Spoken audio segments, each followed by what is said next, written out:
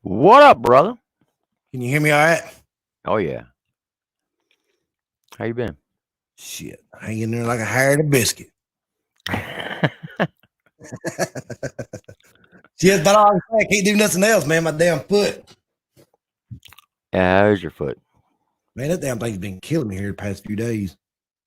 I've been off of it. I've been sitting at the damn computer pretty much all day. Ain't accomplished shit. I did get one video up earlier. Yeah. What up, Meg? Where Meg at? She's the first one that popped in. Hey, Rachel. What the hell? Oh, man. Oh, shit. Had my damn comments What cut up, off. John? There's John, Meg, Rachel. Yes, sir.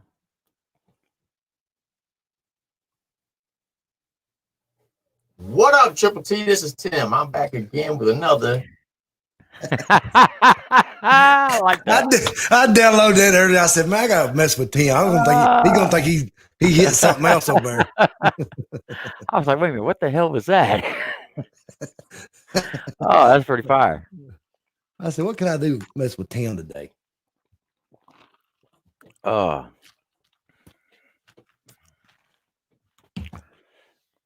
Shit, they keeping you busy?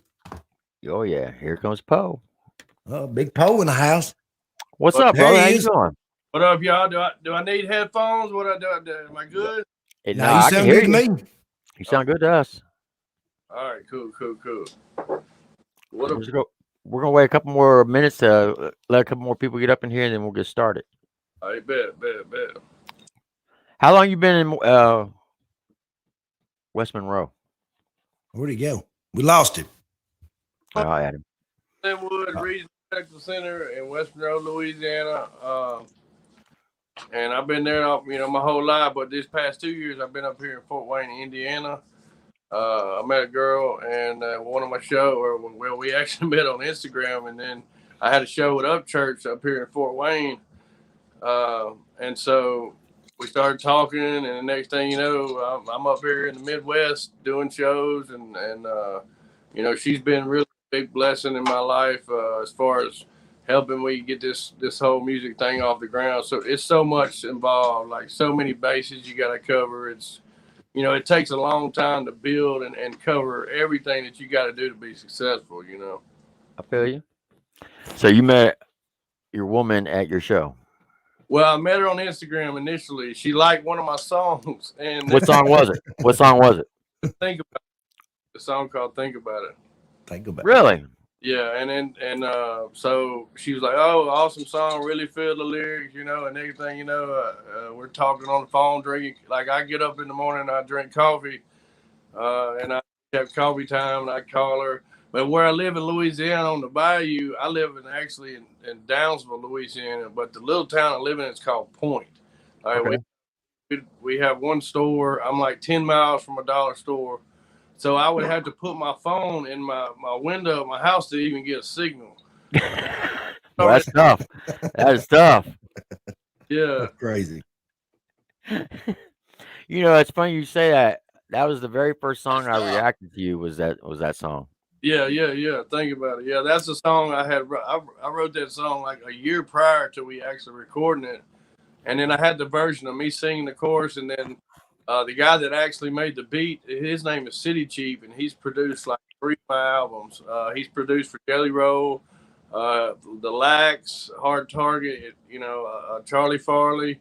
And me and him started back, and when we recorded the Gumbo Soul album back in 2017, 18, he lived in Tennessee at the time, and I bought and paid for a single wide trailer there. I live in Pat. Right beside Darbone Bayou there in Point, Louisiana, and I got him to come down to my place there, and I took my main bedroom of my trailer, you know, and turned it into a studio. I put carpet on the walls and like took, you know, made just decorated, put moss in there, you know, and kind of made it my home to record. And we recorded the whole Gumbo Soul album together right there in that room. And we actually had to put the phone up to the door to get a hotspot to run the programs and the software. And it was just, I've always made it happen with what I had. Right.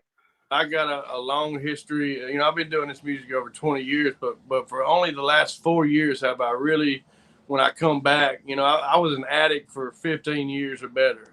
Whoa. I used to shoot up. What? Oxycontins, anything I could get my hands on. And, it all started back in the late 90s, early 2000s. You know, if you do hip hop music, you know, you get around that culture, it kind of, you know, you're part of that. Whatever we take our brains, you know, whatever we soak up, you know, you're a part of that, you know. And I was doing bad. I was locked up here and there, you know. I was slanging, and in 2000, maybe 2003, I got the girl I was with, my wife, that I eventually, and I tried to clean up my life, and I started working on the pipeline. I was local 692 out of Baton Rouge, and I worked on pipelines doing directional drilling.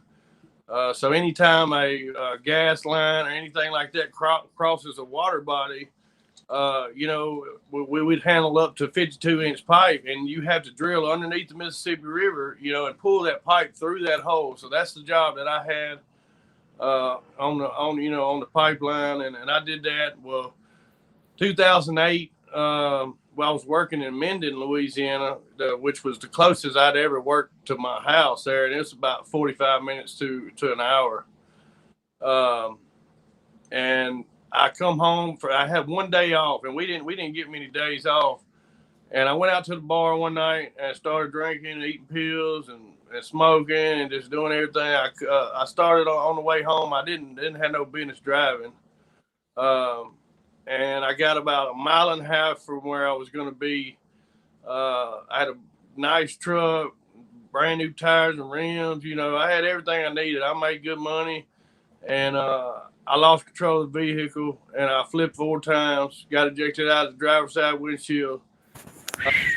I hit the asphalt. I broke my back, my hip, 6 ribs, my shoulder.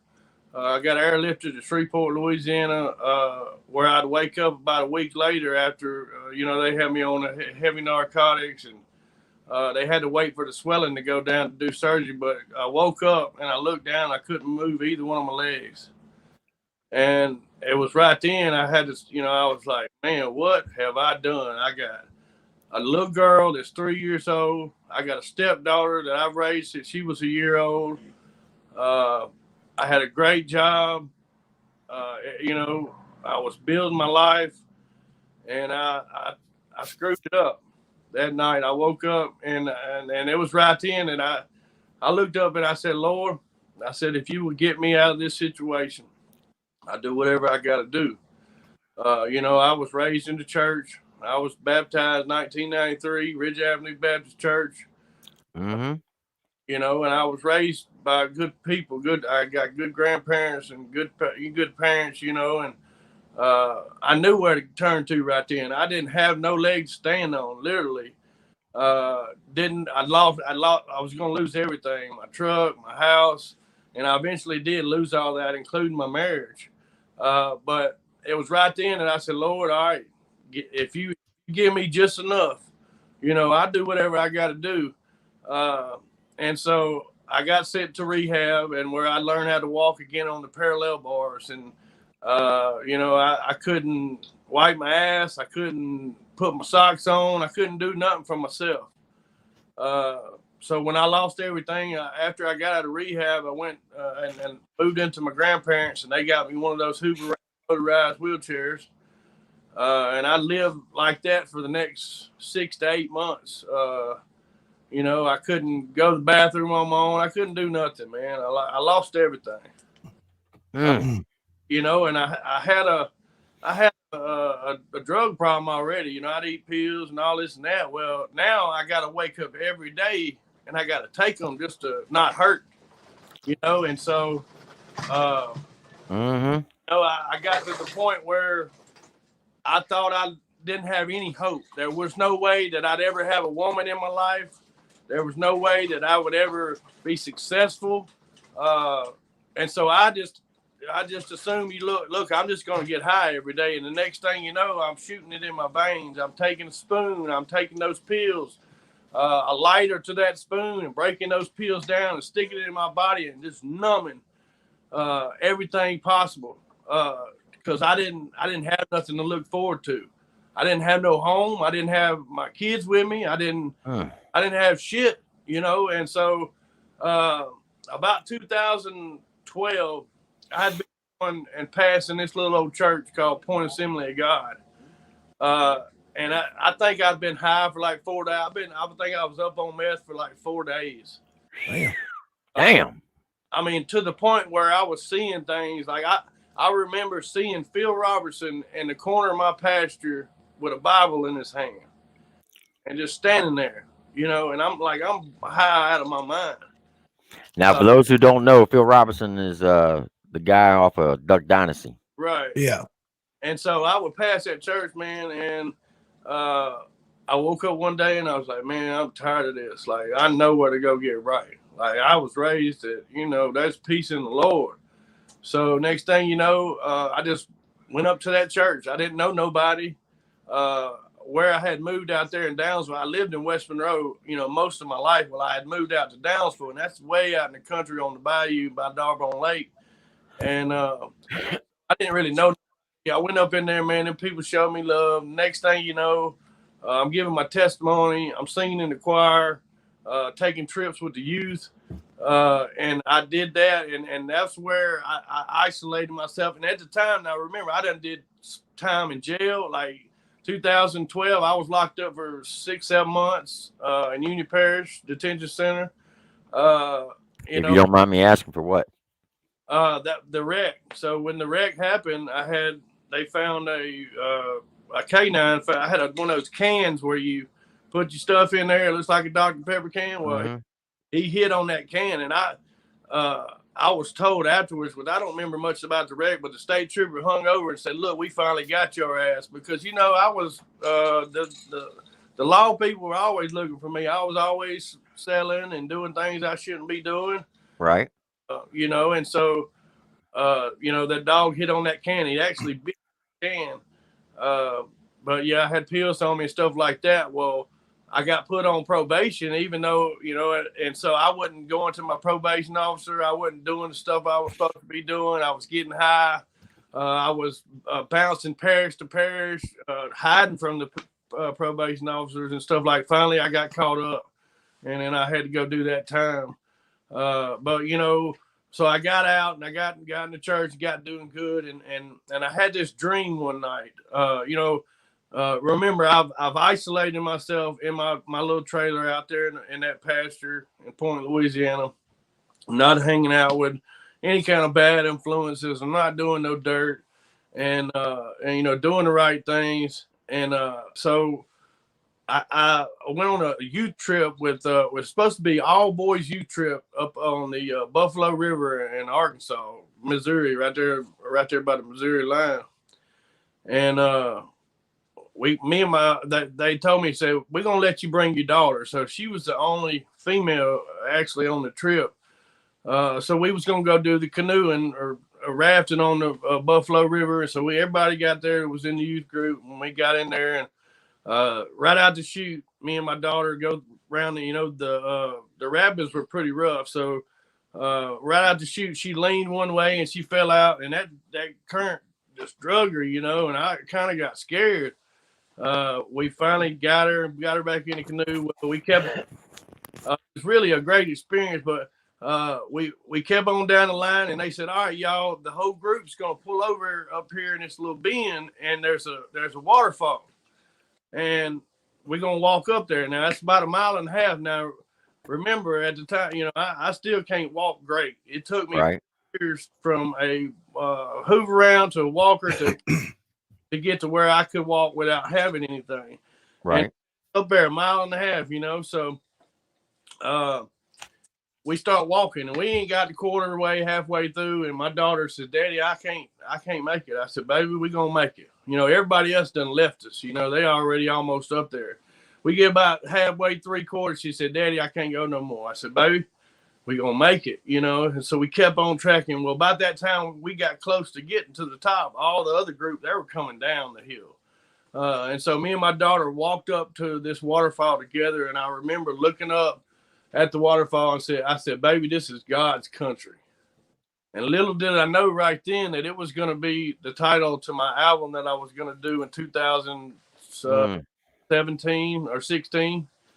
And so I was still going to church and everything. And if you go back and listen to that God's Country album, you can see that I'm, you know, my faith is at an all-time high right there, you know, and I was trying to be this perfect guy, and I thought I had to be perfect to love God and this and that. Well, I had this dream, and in this dream, I walked out on my porch, and I walked down the steps and into the pasture, and these rockets would go up, and they go, it'd say Dallas, it'd take off, it hit the ground, and I'd feel the ground shaking where I was at. Another missile would go off, Memphis, boom, I could feel the ground shaking, and this continued in my dream. Well, when I woke up the next morning, I woke up with this undeniable passion to start create music again. And that's when I started recording God's Country. And I really got back to my roots of how I was raised. You know, I was raised in Louisiana. We had deer dogs in the backyard. We had beagle dogs, walker dogs. And you know, my grandparents, we grew Purple Hull peas, tomatoes, squash, okra, everything. I was taught to live off the land, you know, and so I got back to my roots. You know, I fell in love with hip hop. I was raised on country, Southern rock, blues, but I really decided, hey, I'm finna come back to my roots, which is maybe what they call this country rap here, you know. And that's when I put out the God's Country album, and then later with City Chief, we put out the Gumbo Soul album in 2017, 18. Then we released the All In album, which we were in top 3 in iTunes on the charts. Then we went to the Lone Wolf album, and then now today we're seeing the Cephas album that's going to come out here in a couple months. That is awesome. You know, they say the Lord works in mysterious ways, right, Poe? Man, I'm telling you, he works big time. Like, you know, people laugh at my face sometimes. People, they say, you know, don't stand on your feet. You can't be an entertainer and talk about politics or about religion. But I'm going to tell you right now, Big Poe loves the United States of America. I love God. I love my family. And amen. It is, man. And if my beliefs stop me from getting 1 million views and this and that, well, guess what? Y'all can keep that shit, because hey, I say the same thing on this channel. I say I might not be the best rapper in the world, but I'm not afraid to admit that I'm a Christian, and I'm not afraid to say that Jesus is my personal savior, and everybody on this channel knows that. And I tell them all the time, I'm not gonna push my religion on you, but right now I'm not gonna back away from it either. No, absolutely not. And see, and that's what the Lord gave me the opportunity to do, man. I'm a sinner. Like, I am not perfect. I smoke bud, I drink every now and then. I'm not perfect, but I love And look here, I've got blessed with the opportunity to take all of these stories and all the things that I've been through and overcome, not by myself, but you know what I'm saying? I got an opportunity to paint that picture in these songs and help people get through their day. And I might be the guy with rah, I'm the best rapper in the world. Look at these girls in my video. No, I might not be that dude, but I guarantee you I got some real shit you gonna feel. And hell yeah. With everything I do, man. And that's what separates a true artist, man, from people that is just making songs. Like, you're not gonna get that from Big Poe, man. That's right. Hey, that is one amazing story. Not only we both live in the same state, but we almost kind of have a similar story. So you were temporarily paralyzed, right? Yes. Yeah. Okay. I was temporarily paralyzed for 87 days. Wow. Yeah. Because almost, well, not from a vehicle accident, but I was blown up 5 times in Iraq in 2006.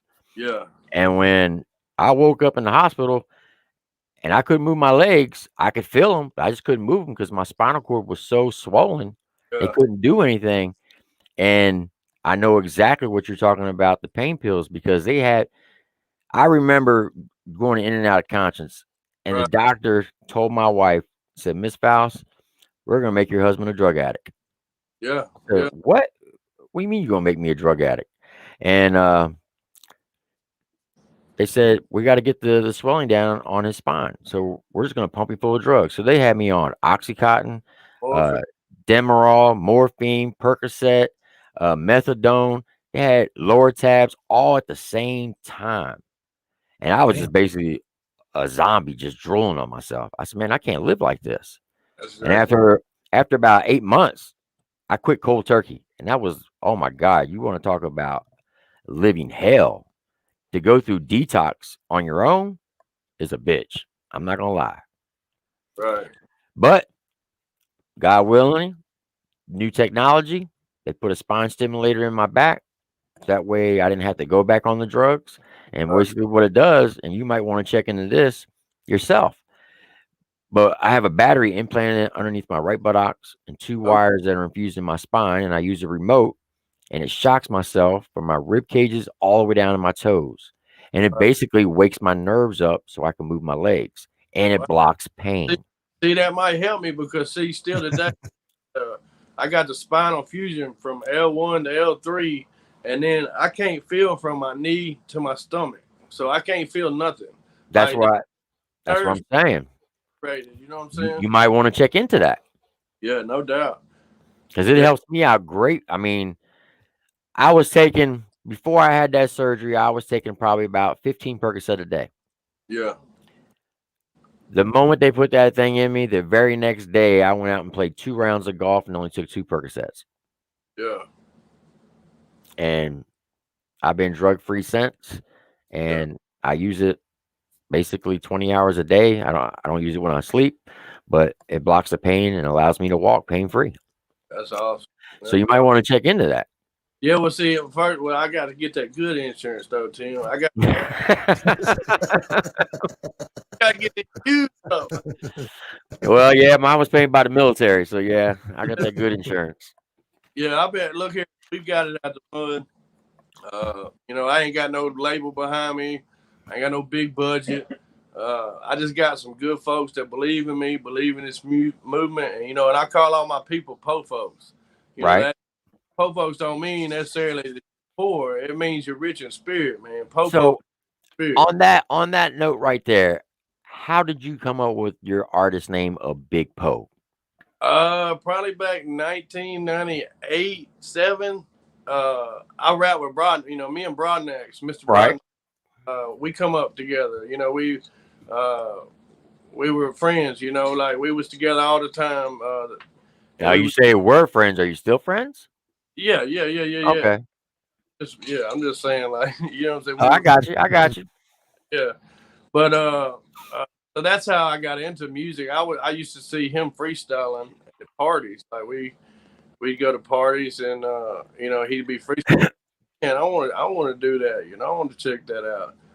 And so he's the one that gave me my name, Big Poe, or him and a couple other buddies. I used to listen to like Houston music, and there was this rapper named Big Pokey. Like he was a dude play football like I did. Like I played football, powerlifted, played baseball, and all that good stuff. And so they was just like, my name's Powell. My last name is Powell. So I was a big dude. I was always lifting weights, and so they called me Big Poe. That's where it came from. Hell yeah. It's funny. I got a couple cousins last name are Powell. Oh yeah, Yeah. I think my pals came from down Orange, Texas, that way, and it came up to Monroe. Okay. So that's how you got the name Big Poe. All right. So let me ask you this. What did your family think when you told them that you wanted to be a rap artist? Look here. Because now being from West Yeah. Monroe, Louisiana, I'm just gonna throw it out there. Rap is not the most you popular from music there? there, right? Is he there? Is everybody there? Yeah, I think it froze up. No, bro? yeah, rap Think is like- definitely not the most popular thing to do. And these, can you hear me? Yeah, I can hear you now. Y'all good? You lost your lighting though. So you got to think about 1997 when I recorded my first song with Broadnecks. White boys didn't rap. Right. It was not a thing. And if I got a video on my YouTube channel of me and Broadnecks doing an interview, and we go in depth talking about how, I seen that video. yeah, and you know, and so it was not the cool thing to do. My parents were like, "What, you know, what are you doing that rap stuff for?" Like, you know, little did they know I fell in love with Snoop Dogg in 1993 when I, you know, what I'm saying? Snoop Dogg. Come on, like, you know, I go from Country Boy, Kansas Five to Mel McDaniel, Louisiana Saturday Night, listen to Alabama and George Strait, and then Snoop Dogg comes out with you know, Doggy Style, and then Nothing But a G Thing, baby. Right. Straight drops the Chronic. You know, and then next thing you know, I'm listening to Red Hot Chili Peppers and Guns N' Roses, and so, you know, all that makeup kind of makes my music. Like, you know, every song ain't the same. It, you know, I got the rock influences in there. You know, I learned how to play guitar. You know, I write songs with the guitar. So, you know, I try to grow and evolve as an artist and not just, you know, I'm just a rapper, you know, and so I've learned to write songs myself with the guitar and just, you know, and try to evolve and grow and just try to keep it real and true from my soul, you know. Right. Hell yeah. So it's pretty safe to say that they weren't too happy that you wanted to get into rap music. Now, like, even today, man, my mama, I love her to death. She worked in a paper mill for 30 years driving a forklift. And Louisiana's hot, and they didn't have air conditioner in that warehouse. Oh no! And you know, and she did everything she could, taking me to ball practice, working shift work my whole life. But still, this day, my mama don't listen to my music. Really? My grandma, my grandma and papa or grandma will. She listen to a little bit of it, but really, you know. When I told them, I said, "Oh, I'm gonna make it, and I'm gonna, you know, I'm gonna do this, and I'm gonna start shooting video." You know, they just, "Oh, okay, you know, yeah, okay, whatever." And you know, next thing you know, we done built something. You know, it ain't a whole bunch. We ain't got a whole lot, but we came a long way, brick by brick, man. I'm proud of where we at right now. You know, and I know that we're just gonna continue to grow and get better and add people, and then just, you know, I work my butt off trying to do as many shows as I can. Right. Traveling, you know, where I've done shows from Colorado to Florida to North Carolina, you know, everywhere. And we just gonna continue to build this thing, man. All right. Yeah, So, yeah. Jim the Trucker, one of the subscribers, wants to know. He says, "Ask Big Poe if he is sponsoring his music on iTunes, Apple Music, Spotify, and so on." No, I don't put much money behind my stuff, which I wish I was at the point where I could. But after you pay for production, you do these videos, and I've tried to step my game up with the quality on the visuals, and then you got to feed everybody. You got to take care of your kids and this and that, and you know it. No, I haven't been putting sponsor stuff on there yet, but I intend to, because if you're gonna make it, you're gonna have to have some money behind all that. You know, I've done some Facebook sponsoring ads and stuff like that, but you know, we really hadn't dove into doing that on all those other platforms. Okay. Hell yeah. Now, another question one of the fans wants to know, and this is from Million Mile Club. He said he wants to know if Poe has ever met and done any work with Joe Sapp, New Breed. I did a show with New Breed and Fluker, Louisiana last year at Tower Tracks ATV Park. So yeah, I have met New Breed, and New Breed's got some good music and all that good stuff, man. Yeah, so yeah, I know New Breed. Okay. And you say you perform with Upchurch?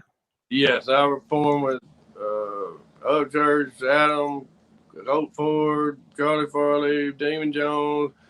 Yeah, just about anybody in the game. We done did shows together. How was it working with Upchurch? Man, I'll tell you what, the first show I ever did with Upchurch, and this was crazy, and you can go back on his IG and fact check me. Maybe 3 years ago in Harrison, Ohio. He was already busted out and stuff like that. But he wasn't like where he's at now, 3 years ago. But he was, booming, people Right.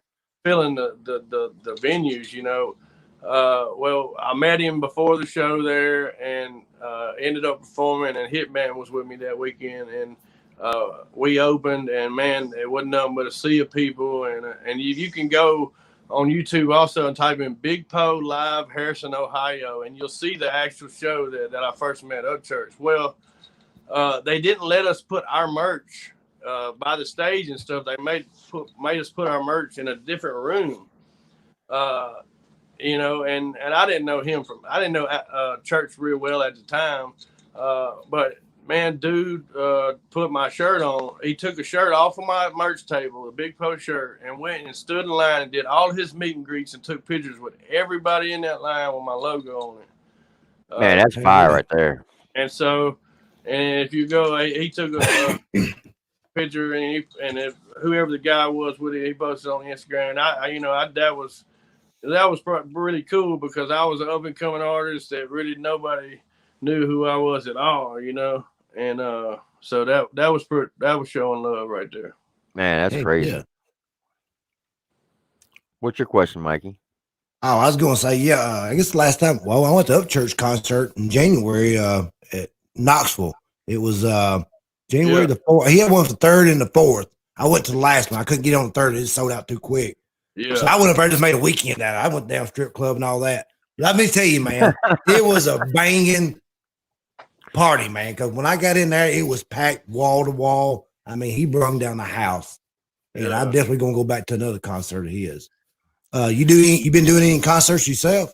Yeah, I actually got a show tomorrow night in New Haven, Indiana at Carl's Tavern. This will be my little farewell show.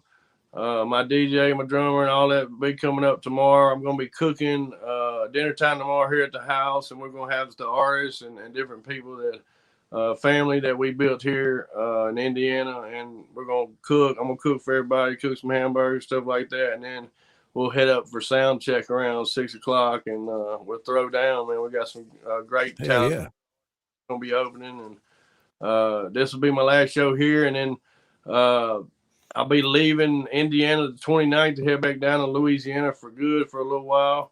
There you go. And we got a show the 31st in Woodland, Mississippi at Mudslingers. I'll be doing that show, headlining that and then we have DJ Meaning and Hitman will be opening for that show. Then I'm going to leave there and go to Louisiana for 3 days. I got to get I got to do some plumbing and stuff like that on my place and get it back going because I've been living up here in Indiana for a couple of years now. And then what we're going to do, we're going to stay for 3 days, and then we're going to drive to Florida to shoot a video November 6th and 7th with Hard Target, Fort Knox, and Simple Man. We'll shoot a video that Friday and Saturday. Then I'll fly back from Tampa back to Louisiana. So, and then we got the pre-order that's going to be coming out towards the end of the month. And then we also got the album, Post-Cephas album, coming out November 24th. So these next few weeks is going to be crazy for me. We're going to try to get 6 videos, maybe 7 videos done in the next few weeks. And what we want to do is try to release a video every week up until Christmas. The album will come out the week of Black Friday, and Cyber Monday will follow on that Monday. And so we're just going to try to promote the fire out of it and count on the Po folks to get behind it. And we're going to do this thing because this will be my last full album I put out for I don't know how long, because, the way the game's done changed, people's not listening to 15, 16 song albums. Right. More adapt to listen to the EPs with 6 or 7 songs, 2 or 3 videos. So that's the approach I'm going to take from here on out. So this will be my last album where you'll see 15, 16 songs. Hell yeah. Okay. Now, I didn't know who you was till, when did you call me, Tim? Tuesday? Yeah. Tim called me. He was all pumped up. He said, you got to go check out Big Po. He said, man, go check out that song, Can't Park It. I reacted to it yesterday, man. That song was fire. I ain't going to lie. And I I appreciate it, man. Yeah, hey, get at me if you reacted to it. Let me get at me, and I'll get my team on it like I did with Tim. You know, All right. Got a whole Po Folks team that that shares these videos, people that help us out and things like that. And I definitely appreciate y'all sharing y'all's platform with me. I'm gonna be honest with you, man. That song should be a 3.2 million. That right there, that is a freaking banger. Well, I didn't have the money to put behind it at the time we put that thing out. I'm not worried about the money. I'm not talking about that part. I'm talking about from the moment the first beat hits, from Big Murph to you, nonstop. I'm telling you right now, if I was 30 years younger, I'd be in jail right now because I'd be out there fighting somebody. That thing had me hyped. Yeah, we shot that video. I'm with some people right here. We got a few po-pos. Y'all say what's up, man. What's up, man? What's up? But yeah. Here in Noblesville, Indiana, a couple of years ago, and it was pretty special, man. So you shot that video in Indiana? Do what now? You shot that video in Indiana? Yeah, I shot in Noblesville, Indiana, and we had a show that weekend. So what we did was I shot a couple videos. I shot my All In video. You need to go check that All In song out, All In video. All right. Track to my album All In, which we were number 2 in the world on the pre-orders on the iTunes and everything. That was kind of like my bust out album, like when I really stepped my game up, and that's what I've tried to do, man. Is just grow every project because I was out of it for so many years. And I had to get back and learn how to work this social media stuff, and we didn't have those tools back then to be successful. And there's so many ways now that you can, my theory is the more fishing lines you got out there, the more fish you're gonna catch. So right, I had to learn how to work all this stuff, and I'm still learning. That's exactly, still learning every day. Still learning. They change up on us, the algorithms and everything. Just so much, people don't realize. They think with the artists, or they just go record the music and that's it. No, it's so much little behind the scenes stuff that you got to figure out, and people ain't gonna give you the game free. Right. It's just it takes a while to be successful, but man, 4 years what we've accomplished. We're getting about 100,000 views a month on YouTube now, which is that it ain't much, but it's something to us that we come from nothing. Like I just started that YouTube channel 2 years ago. I lost all my YouTube, my whole social media, my Instagram, my Facebook. Somebody got into my Gmail account and I lost everything, so we had to start over. We just created our Spotify a year and a half ago. So everything's just really starting to build because I learned how to handle my business instead of just recording music, and thanks to Kelly for helping me do that. Without her, I probably wouldn't have all that accomplished. Man, that's crazy. So where do you want to take your career next? I know you want to get bigger and I know you want to stay true to your roots, but what I'm getting at is like, do you want to go in a direction of like say Upchurch or an Adam Calhoun or no? I mean, yeah, no.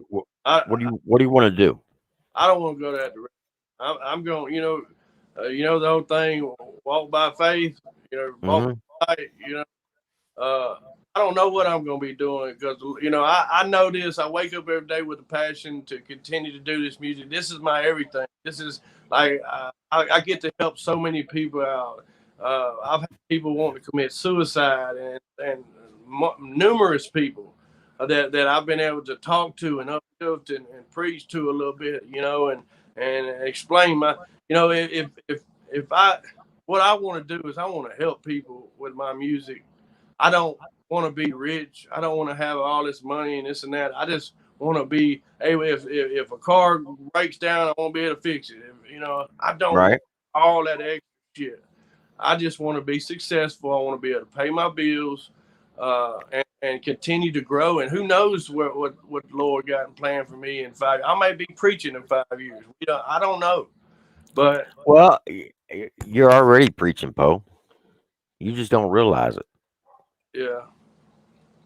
I'm telling you, look, I'm not trying to turn this into a spiritual lecture or anything, but if you read the good book, Jesus, he ran with the sinners. Yeah. Yeah. And the reason is so he can show them, look, see where I'm at with you? Let me Right. show you what it can be like if you come with me. Right. So God can be using you in so many ways that you Well, don't even realize it. I feel in my heart that the Lord uses me for the broken. So Exactly. so That's what I'm saying. You're already preaching. You're So preaching through your music. if a preacher walked up to an everyday addict or an everyday thug, he probably ain't gonna be able to connect with him. You know, so I believe Right. in my heart that the Lord uses me to touch people that are broken and have been broken like I was and in the same boat I was. So it's no doubt in my mind that this is my purpose more than Right. it is something that I want to do. I can't explain that feeling to you. I can't explain that feeling to my girl or anybody. Oh, trust me, I understand You exactly know, where you're coming from. out of me to do this music. You know, I can't explain it. I don't even know how. And I know this that every time, every song and every bar and every lyric, that all didn't come from me. You know, a lot of that. Like, but you know, more than anything, man, I just want to be able to connect with people, help people grow spiritually, physically, whatever I can do. You know, maybe be in a position to, you know, because the world's turned to shit right now. If Woo, you ain't never lied about that. Trust me, we talk about it over here Jeez. all the time. this election is the most important election in the history of Amen. Get this shit Amen. right. look here, and you know, and I hate to get too political, but you know, I told Oh no, trust me, we talk politics over here all the time. You good? I told that a few weeks ago or months ago, I said if a Democrat wins this election, I'm moving back down to Port Louisiana in the woods. No, I'm not getting around this, you know, all this other stuff. Like I'm I'm gonna a, life go ahead. Go ahead. where I can go kill me a deer, go catch me a fish, and live and survive. And you know that's where I feel comfortable. I couldn't be in a city and all hell break loose. And I know that if that happens, if we get a Democrat in the office right now, it's over with. It's over. Well, I said this probably about 2 months ago, and probably people think I'm nuts for saying this, but I said if Donald Trump doesn't win re-election, everybody better get right with God because the second coming of Christ is going to happen. Yeah, yeah. I mean, I believe that. I can't say that you know like. We already seen how they playing mind games with us on social media and how these CEOs of Twitter and Facebook and all that people that have a voice for the left, I mean for the right, you know, and it's sad and I think it's so wrong. But these people have monopolized social media. They Oh monopolized yeah. the music, even Spotify. You know, I read Yep. about Joe Rogan and this and that the other day. You know, it's just they have so many ways to block me from growing if I talk about my faith, or block me from growing if I talk about politics. You know, if it don't fit their agenda, and that's the realistic thing that as an artist, you have to think about these days. All right, do you want to, you know, do you want to just block yourself from feeding your family? You know, it's just really messed up what it's come to, man. And I got a song called "Like They Used to."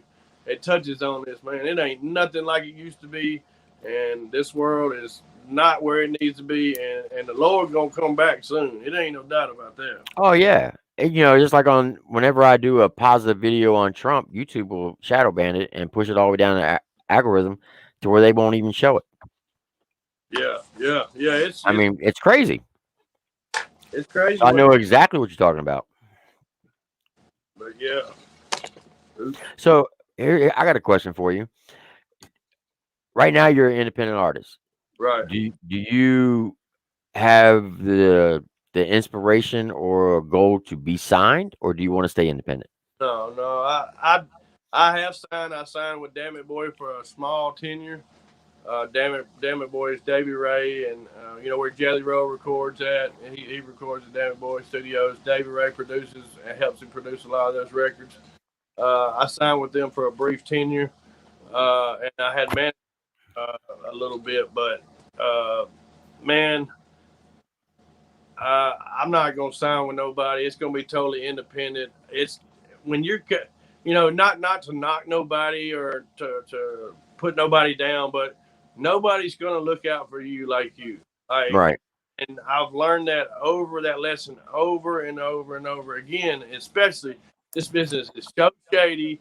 These people there's puppeteers in this game, pulling strings, telling people who needs to be hot, or blocking you from getting book shows. Like it's a lot that behind the scenes that nobody knows about, and it really prevalent, in what we do.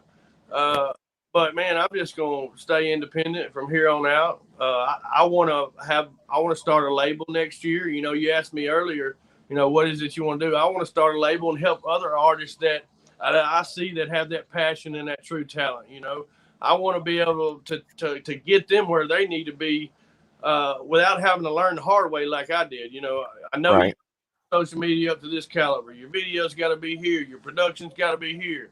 Your lyrics got to be here. I want to be able to help people, and I'm blessed to have a lot of people around my team and stuff that has really helped me. Caesar Beavers being one of them. He does all my graphics, all my album covers. Just anything you got to do. Like, there's people that it's not just me making this go work. There's a whole solid team that we built of several individuals. And, I met so many good people along the way that's, been connections to booking me shows or getting me here or getting me there. And it's just so many avenues and people that have really helped me. And I think that was the Lord's way of saying, hey, I'm going to use these people and then, and get you here and get you there. And this ain't no fast route that I'm taking. I'm not going to kiss nobody's ass. Right. I'm not going to hang out with a clique if I don't feel like, if I feel like that I'm losing myself because I'm running with this crowd or running with these artists. I'm going to do me and I'm going to speak the truth. And a lot of times me doing me and speaking the truth has riled up these other artists. But, I don't give a shit. Like, I'm going to stand up for what's right, and what's right is right, and what's wrong is wrong. And some of these guys are so popular and that what's right is right and what's wrong is wrong. They could kill somebody on a video and they'd have video evidence. Oh, we love him. I just ain't gonna be with them too. You know what I'm saying? Right. Well, one of the fans by the name of Jim the Trucker says you are now about to hit another reaction channel. The Buddha Gang will look at some of your albums and get them out there. We're going to ride your channel up, Big Poe. And I appreciate it, Jim the Trucker, man. I appreciate it, brother. Hell yeah.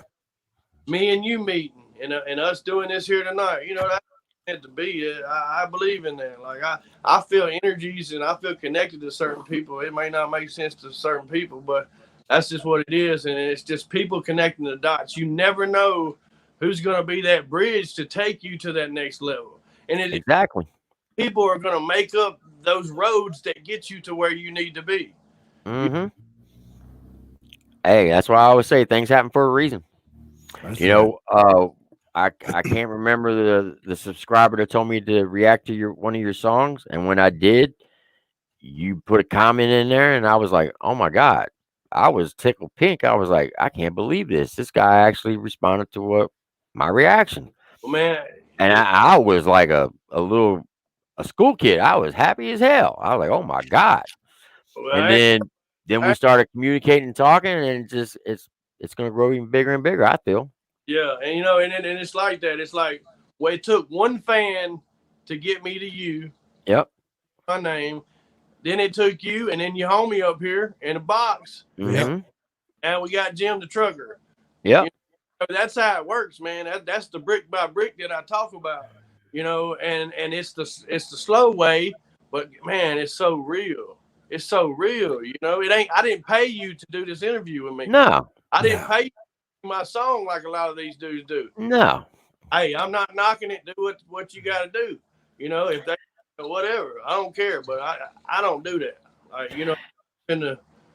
That's just not the way I go.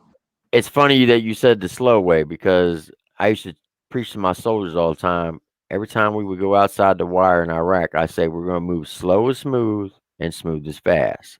And that's the way your career is going to go. Yeah. Yeah. It may seem slow, but it's going to be smooth. You're eventually going to get there. And when you get there, it's going to be fast. Right. And you know, Tim, I think it makes me humble. It keeps me Mhm. humble, but it keeps me hungry. And, That's right. And so I'm looking for that next check. I'm looking for that next show. I'm looking for that next meal, you know, and it keeps that passion within the lyrics and the music. I think that's a lot of it. The Lord's like, all right, I'm going to give you what you need. That's what you're going to get right now. I ain't ready for you to have all these things, you know, Right. Whatever it may be. You know, I just get up and go hard. I'll get up every day and I say, look, this music is all I got as far as income goes, and I'm going to keep going hard and doing what I got to do and building this thing. That's what I do. That's all I got, you know? Hell yeah. That's what it's Hell all yeah. about right there. Jim the trucker said, I'm also going to get Bryce Gray to react to his albums. Man, I appreciate that. Everybody y'all know, you can get involved or checking out my stuff. I promise you this. I don't care how old you are. I don't care how young you are. I guarantee you I got something you're going to like. You know? Oh, yeah. Hello. Without a doubt. And that's like me. You know, I listen to a lot of different people, a lot of different artists. Yeah. You know, they might have a lot of songs I don't like, but they got them one or two I do like. And it just depends on what kind of mood I'm in for that day. Now, tomorrow I might want to listen to Led Zeppelin or something, or Leonard Skinner or something like that. But, you know, it just depends on what kind of day it is, what kind of mood I'm in. And the next day I might want to go bang a country rap song or something. Yeah, yeah. That's I mean, this is how I am. I'm just not stuck to one person or several different ones. I grew up just listening to a little bit of everything. So right. I think most people is like that, you know. I think our generation mostly, you know, grew up on that country and grew up on rock and hip hop, and you know, it's just a big old gumbo, you know. That's right. Now I ain't gonna lie. If I'm up in a club, I want to hear a good banging song. Now, now I love them songs that get me pumped up. No when they doubt. come out the gate banging like the first 10 seconds, I'm all in. I'm all ears now. Yeah, definitely want that. When you listen to a song 45 seconds or 50 seconds, you're really not getting into it. You'll just click off it, go to something else. Yeah, you got to come out of the gate banging. That's how I feel. Yeah. I got songs that come out the gate. I got songs that don't, you know. So I just mix it up. Right. Oh. All that good stuff. So Jason JV said he's a reactor too. He said he's going to get down with you and he's going to start promoting you. Man, and Jason, appreciate it. And DRP90 said, I learned about you through Triple T. I'm going to spread you around to my people. Man, thank you, Bubba. So you're getting some love here tonight, Paul. And I appreciate y'all, man. And anybody that watches this video later, man, if you decide to get share one of my videos or whatever you might do, man, I appreciate it. Man, we definitely love trying to do like the independent artists and stuff, because I feel like it helps them out. And plus we enjoy it. You know, we try to help y'all and it helps us out. Now I do react to, you know, people that sign, but man, YouTube is getting strict on it, and man, they will block you or give you a strike or whatever. Because when them people were signed, before it even gets uploaded, man, they already hit me up on the email saying I can't upload that song. So that's the reason I got more into doing independent artists, because, you know, I feel like it helps them out a lot, just, you know, getting their name out there. Right. And you say independent artists, you know, and what's blocking it and giving you that message is like, even independent artists use a distributor like TuneCore or DistroKid. Well, their job is part publisher as well. So if they see our songs go out somewhere else, they got to make sure that we're paid for it. And so it's, you know, and this stuff changes every day. And so, but yeah, man, y'all, what y'all do for artists like myself that people may not know but still have good music, you know, that's everything to me. So I appreciate y'all, man, for real. Hey, that's what we do. We spread love around here. At least on this channel and Big D's channel, I know we do. That's right. All about the love, man. All about the love. So did you say you lived in Tennessee for a while, or you just hung out up here for a little while? No, I've been in Louisiana and in Indiana. I'm in Indiana right now. Okay, I thought I heard you say something about Tennessee earlier, but I didn't know if you moved up here for a little while or something or what. Yeah, I've done some shows in Nashville, Tennessee. I've recorded some right there in Dixon, right there by Nashville. Ain't far from Nashville. Heck yeah. Who is out of all the artists that you work with? And I don't mean to put you on the spot, but I'm going to anyway. Here goes Tim. About them in trouble. Well, they'll be making Facebook posts about me. Who did you like working with the most, and who did you like working with the least, and why? Mm. The most. Yeah, I gotta say it. Oh Tim, man, Tim put him on the spot. they'll come back and they're gonna steal this clip and they're gonna be posting about me. Let me think. Best artist I've worked with. Well, out of all the artists that not the best you work with, let me rework then. Out of all the artists you work with, who was the most inspirational to you? Most Who inspired you the most? The ones that you worked with, man. because you work with quite a few now. Yeah. I want to tell you who really inspired me the most and probably still inspired me is Hard Target, man. I had a chance to work with him on my last album with a song called From the Dirt. Right. And I got a song on my called City Lights with Fort Knox. Man, he's killing the game right now. Like the videos, the just going hard and eating up, man. Like he's really inspiring me right now, man. Like I've done songs with Overtime and all kind of people. Like all those guys at one time are not inspiring me. Even if I don't get along with some of these guys today, Right. At one time, I'm not going to sit here in front and say that at one time they didn't inspire me. Right. I'll be putting on. Now, do you think there will be any future features with you and John Broderick? I'm not gonna rule it out. No, yeah, I'm not gonna rule that out. We've got songs wrote right now that we've created together that we just, sometimes down your path, somebody goes this way and somebody goes that way. Not to say that those roads won't ever come back and cross. And we got a song, we got an album called Wood Ready that we put out back in 2001. We signed to an entertainment deal with a entertainment lawyer, and we were together as a group, and they paid for us to go to Nashville. By that time, we were so on drugs and high, but we went up there and recorded the album, so we were going to put out Wood Ready 2. I don't rule anything out, Hell yeah. Would you ever want to work with somebody like, say, Jelly Roll or Struggle Jenny? I'd love to work with Jelly. Yeah, definitely. I think, some of my songs, as far as, I think he always says, there's one thing that we all have in common, and that's pain. Yeah. A lot of that comes out through my music and the pain and the aspect. So, some of my music kind of feels like that, and he's really, he's at the top of the game right now. He's able to paint those pictures. He's got a great team around him, great producers, and he's really killing it, man. And his music is real and authentic, and I think a lot of these guys ain't. A lot of these guys are just rah putting on, look at me type shit. But Jelly's really talking about his experiences and things he goes through, present and past, and brings it to life and paints the picture so well. And so, yeah, man, that would be dope. I did a reaction on a guy named Blasi. He's from California. And you thinking the same thing I was thinking.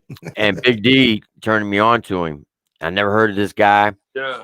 And it's called Kill 6ix9ine. You know who Tekashi 6ix9ine is, right?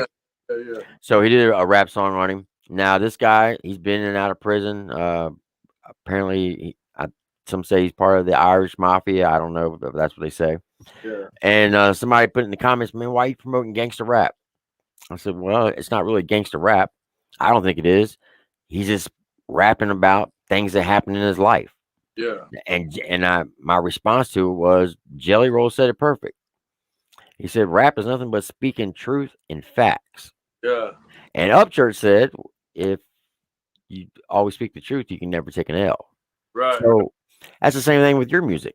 You're truthful with it. You're always speaking truth and facts. Sometimes truth may hurt some people, but hey, it is what it is. As long as you tell the truth and speaking facts, you can never go wrong. A lot of these guys that don't speak the truth and speak facts through their music or in their everyday life, guess what? They don't sleep good at night. Nah. They don't sleep good at night. I promise you this. You know, now sometimes my back hurts me a little bit, but other than that, other people, you know, in my actions, you know, I'm not saying I'm flawless or perfect or none of that, but daggone, I wake up every day and I try to do the right things. Right. And I got a whole bunch to work on. I do. You know, but I don't. Have you ever heard of? I don't put on. I'm transparent, and that's just the way it's gonna be. You know. Have you ever heard of an artist called Tyson James? Do what now? Have you ever heard of an artist named Tyson James? No. Okay, so he's a Christian conservative rapper. Okay. He's a part of a group called Mega Boys. You ever heard of them? No. You should Google him. Jim the Trucker said he'd love to see you do some work with him, and I agree because Tyson James is right up your alley. He is straight. He's all about, you know, God. He speaks it through his music, and he's all about truth and facts. Right. And I think you and him would be a great fit to each other. Go check him out. I'll definitely go check.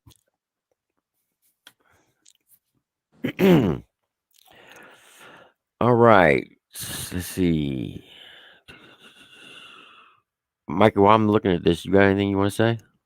Have you ever thought about maybe mixing your music up with maybe a different artist, maybe like a country singer or maybe like a more of a I gotta say it more like of a country song, or maybe with somebody that does some like maybe hardcore hip hop or something, or maybe kind of entwining your music in with theirs, you know, kind of like the East Coast, West Coast thing, whatever, or the South. And I might maybe not go that route you talking about right there, but earlier you said country singer. Right. I love to work with Frank Foster. A lot of people don't know who he is, but he's from Louisiana. He's independent artist. He went on tour with Hank Jr. Everybody. He's one of my favorite artists I like to work with. But Creed Fisher, I don't know if y'all know who Creed Fisher is, but yeah, I've done a few reactions on him. Yeah, I'd like to work with him, definitely. So that's who you would like to work with. I done lost my train of thought. Old age, man, kicks in on you hard. Oh shit! All right, so when is your next album coming out? You said during Black Friday. November 24th. It'll be the week before Black. Man, that's my birthday, Big Po. Oh Lord! Well, see, things happen for a reason. You know it. Well, you might already have an album. I don't know. I'm saying. I got you. Y'all crazy. That's awesome. So, where can people go find you at? What platforms can they look on you? First thing is, if you want to find a central hub to Big Po, go to www.bigpomusic.com. If you want to find me on Facebook, it's Big Po Music. Instagram, Big Po Music. YouTube, Big Po. TikTok, it's Big Po. Anyway, I'm on everything. But www.bigpomusic.com will get you to anywhere you need to be. And if you want, we got merch on there. Look here, we got, all that good stuff. Go follow me on Instagram. Go hit that subscribe and that bell button, man. I need to get those subscribers up to 10,000 for the end of the year. That's my goal. We just started this page, like I said, 2 years ago, I think. And we just been adding music, and I think a lot of people are going to discover me later on and go back and find some of these songs and be like, dang, dude been putting in work. He been grinding, and find something they like. So that's my hopes, is we just continue to get those subscribers up. Hell yeah. Okay. Yeah, I subscribed to you yesterday. I think it was yesterday. Yeah, yesterday on Instagram. I think I subscribed to you, Big Paul. I mean, you and Big Murph. Okay, that's what's up. Okay, so you say you want to get your YouTube channel to 10,000? Yeah, before the end of the year. Well, all right. So here's a proposal then, Triple T. And me and Mikey have been talking about this, and Mike, don't get mad at me. But I'll make a deal. I'll make a deal with you, Big Po. If we can get everybody on this channel to spread the word to get you to 10,000 by December 31st, 2020, me and Big D will do a rap song together. Oh, shit. Here we go. Can I just do the video, man? Huh? I'll bring my studio recorded for you. There you go. Yeah. So there you go. If y'all want to see us rap, get Big Po to 10,000. There we go. So Hell yeah. So we know what's coming out on January 1st. I guess what is when you get 10,000 on YouTube, you can sell merch and all that stuff on YouTube? Is that how that works and stuff? Yeah. Okay. Yep. We got to almost 50,000 followers on Facebook, and it's really opened up a lot of doors with the stars and stuff like that. But if I can get that 10,000 on YouTube and start putting my merch there, and then and getting people more, if 10,000 notifications are going out, that's my odds are way better with the algorithm. That's really hurting me a lot. And a lot of people are like, dang, this song is good. Why has it only got so many thousand videos and views? And you're just like, well, my algorithm and my numbers ain't there to, and I don't have no big features or big, none of that. So, I just kind of work with a lot of guys that were either a little bit better than me or on the same level, and then just, and I just grow, daily. Like I remember when we was trying to get monetized, and get 1,000 subscribers and 400, I remember doing that. And then next thing we're, passing 5,000 subscribers. So it's just, I love to get 10,000 before the end of the year, definitely. Hey, I remember that myself. I worked almost 10 months there, Tim, trying to get 1,000 subscribers in 10 months. I think I done like 260 something videos and I only got a little over 1,000 subscribers. Now I'm like, shit, man, I put a lot of work in this just to get 1,000 subscribers. Right. Yeah, it's a lot, but if you want it, it's anything in life, man. If you really want it, you go out there and make that shit happen. That's right. Do you think that you would ever make a straight rock album or a straight country album? Yeah, I've definitely entertained that idea. Like I have a song on this Post Cephas that's all blues, no rapping. I got a song on here that's all country, southern rock, no rapping. So yeah, definitely. And as I evolve with writing songs with the guitar and stuff like that, I guarantee you I'll probably put out a country, southern rock album in the next year or two. I'm gonna try to. I think that would be pretty fire. Yeah, I'm gonna definitely tap into that. It takes years and many hours of recording and learning how to do your vocals right and get everything right and work with the right producers. City Chief, one of my producers, he's just phenomenal. He played guitar on the Willie and Waylon. He's on all kind of different albums, producing for Lax and Charlie Farley and everybody. And we got that connection. We're able to create and, me take the guitar and call him on Messenger and be like, yo, this is the chords, and I start singing the chorus. The next thing you know, he's breaking out the electric Paul Reed Smith and the acoustic, and we're sitting there creating the beats right there on Messenger, and so definitely would love to put out a country, southern rock type album in the next year or two for sure. That'd be awesome.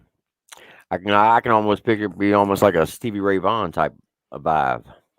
Yeah, with a little with Stevie Ray Vaughan with a little country to it. Mm-hmm. Hell yeah, that'd be fire right there.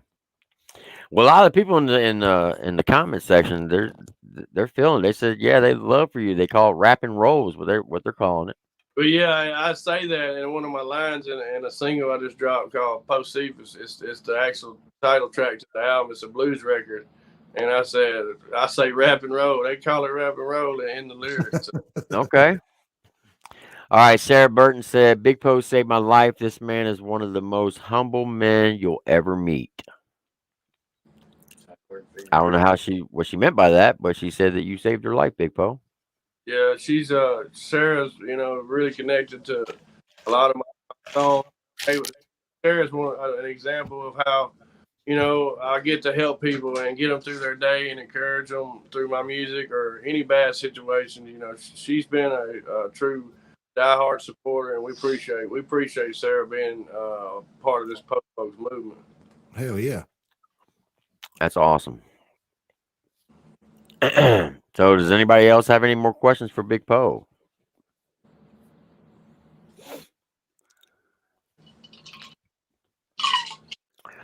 So, you say you got family coming to Indiana? While we're waiting on the fans to type what they want, you guys say you got family coming in for the your show this weekend? Family, as in Po Folks. Yeah, I got Caesar and his wife here from Kentucky. I got Justin and his wife here, Elizabeth. They live here. They were part of the people that I met, you know, and become friends with. I met them at a show, and then next thing you know, we're hanging out and cooking and just different stuff, you know. And so, which is kind of really sad because I'm fixing to have to leave my family up here and go back down to Louisiana, but you know, the Lord He moves us at unexpected times, and sometimes you just got to say, okay, well, you know, it's time for me to go. And but you know, me and my girl, we're still gonna maintain our relationship. I'll fly her down there, and we'll get to you know, see each other and stuff like that. But right now, I got to get back down there, and I got a little family situation that I got to tend to, and it is what it is. I just gotta man up and make that trip. I feel you. Yeah. So Norma Jean Hanks said a lot of his songs had me on my knees crying because I felt the caverns of my heart. And let's see, Candace Dressler said, "Drop that Southern bro." John Newton wants to know if you duck hunt. Yeah, definitely. I ain't got to in the past year or two. Or several there, but I can't. I don't know how to say this, but I can't really talk about hunting and shit. I got you. So crazy. All right, I love Yeah. it, and I'll say that. Now, Andrew's Goat music video says, since he's done with the Lax, has he done or going to do anything with Crucifix or Sean Paul? I just did a record with Crucifix. It's on the Dirtbags Volume 2 that dropped September 20th. It's called Hold My Beer. Go get that album, man. It's got Smo, myself, Crucifix, Lags, Hard Target, Simple Man, the whole Dirt Rock Empire crew, man, Overtime, so many great artists, Sonny Bama. So Dirtbags Volume 2, yes, I do have a song with Crucifix, and I appreciate that opportunity that the Dirt Rock Empire gave me, and then Crucifix actually working with me. So that was a blessing as well. Okay. And Rachel McDaniel wants to know, would you ever do a show in Minnesota? Absolutely. Yeah. All you got to do is bigpoemusic@gmail.com. Contact the venue. We tell somebody about us. We love to come up there.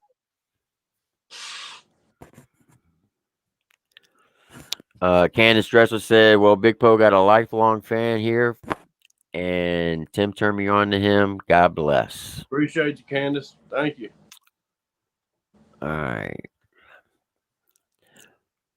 Yep. Seen that.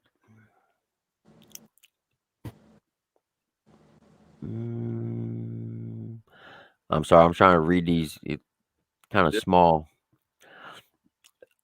All right. I'm glad you got your glasses on, Tim, because I can't even see them. I know, right? I don't know how to blow them up. This daggone computer stuff's got me daggone turned sideways. Tim, I have us all over here. Crickets. Them old crickets hollering and shit. Crickets. Yeah, Man, like I said, Tim turned me on. Was it Tuesday? He called me, man. Go check out Big Poe. Check out that song, Can't Park It. Man, I said, I dig it. That song was fire. Yeah. Now, I would be up here hyped up if my foot wasn't broke. But anyways, man, I'm gonna try to check out some more of your other music and react to them the best I can. I got a song with crickets in it called Boucher, like Bobby Boucher. Right? Bobby, we got a guy here we call Bobby Boucher, and he gets on our daggum nerves, man. He's a good guy, but man, he just one of them kind of everybody runs when they see him. We call him Bobby Boucher. Well, Mama. You're gonna get me laughing over it, Tim. Damn, broke a damn sweat already. Oh, so you said you played high school football, Poe? I played with West Monroe. I'm a two-time state champion, one-time national champion in football. State champion in powerlifting, the 242 class, Louisiana. So yeah, I played. We were 42-0 my senior year before I ever lost a game. What position did you play? Played defensive end, and then I played linebacker my freshman sophomore year. Then defensive end, and then I broke my hand here and played half of my senior season. I had to play tight end and played a little D end. Okay. You didn't want to go? Did you not go to college for it, or? At 242, I didn't have the size of really, I was quick, but I wasn't quick enough. I mean, when you get to that level, you're talking about people moving. You're talking about 4.5, 4.7 40s. I was around the 4.9 area. Hey, Rudy wasn't big either, but he still kept on trying. Rudy was a dog with it. He was a beast. Yeah, he was. Hell, well, I grew up so damn poor. We didn't even get to play no sports. I had to be the water boy. Be like Adam Sandler, water boy. Hell yeah. Louisiana. We were so damn poor we couldn't afford a football. Yeah. Oh, that is hilarious. I know I ate some mayonnaise and cheese sandwiches there a few times. Yeah, I hear you, man. Tomato sandwiches, spam sandwiches. Shit, Yeah. we eat a lot of cereal for bed. I mean, man, you believe I still got tomatoes growing right now up here in Indiana? I got damn tomato plants about 10 foot tall. damn. Still got tomatoes. Ours went away, I guess about 3 weeks ago. I mean, we had a little cold spell, and man, he just stunned them. And I got what I could off of them and pulled the plants up. We got down to 32 last night, so it probably won't be no more budding. Oh, I hear you. I went outside a while ago because I use the bathroom outside. I'm old school. I grew up in the country. I just let it go outside.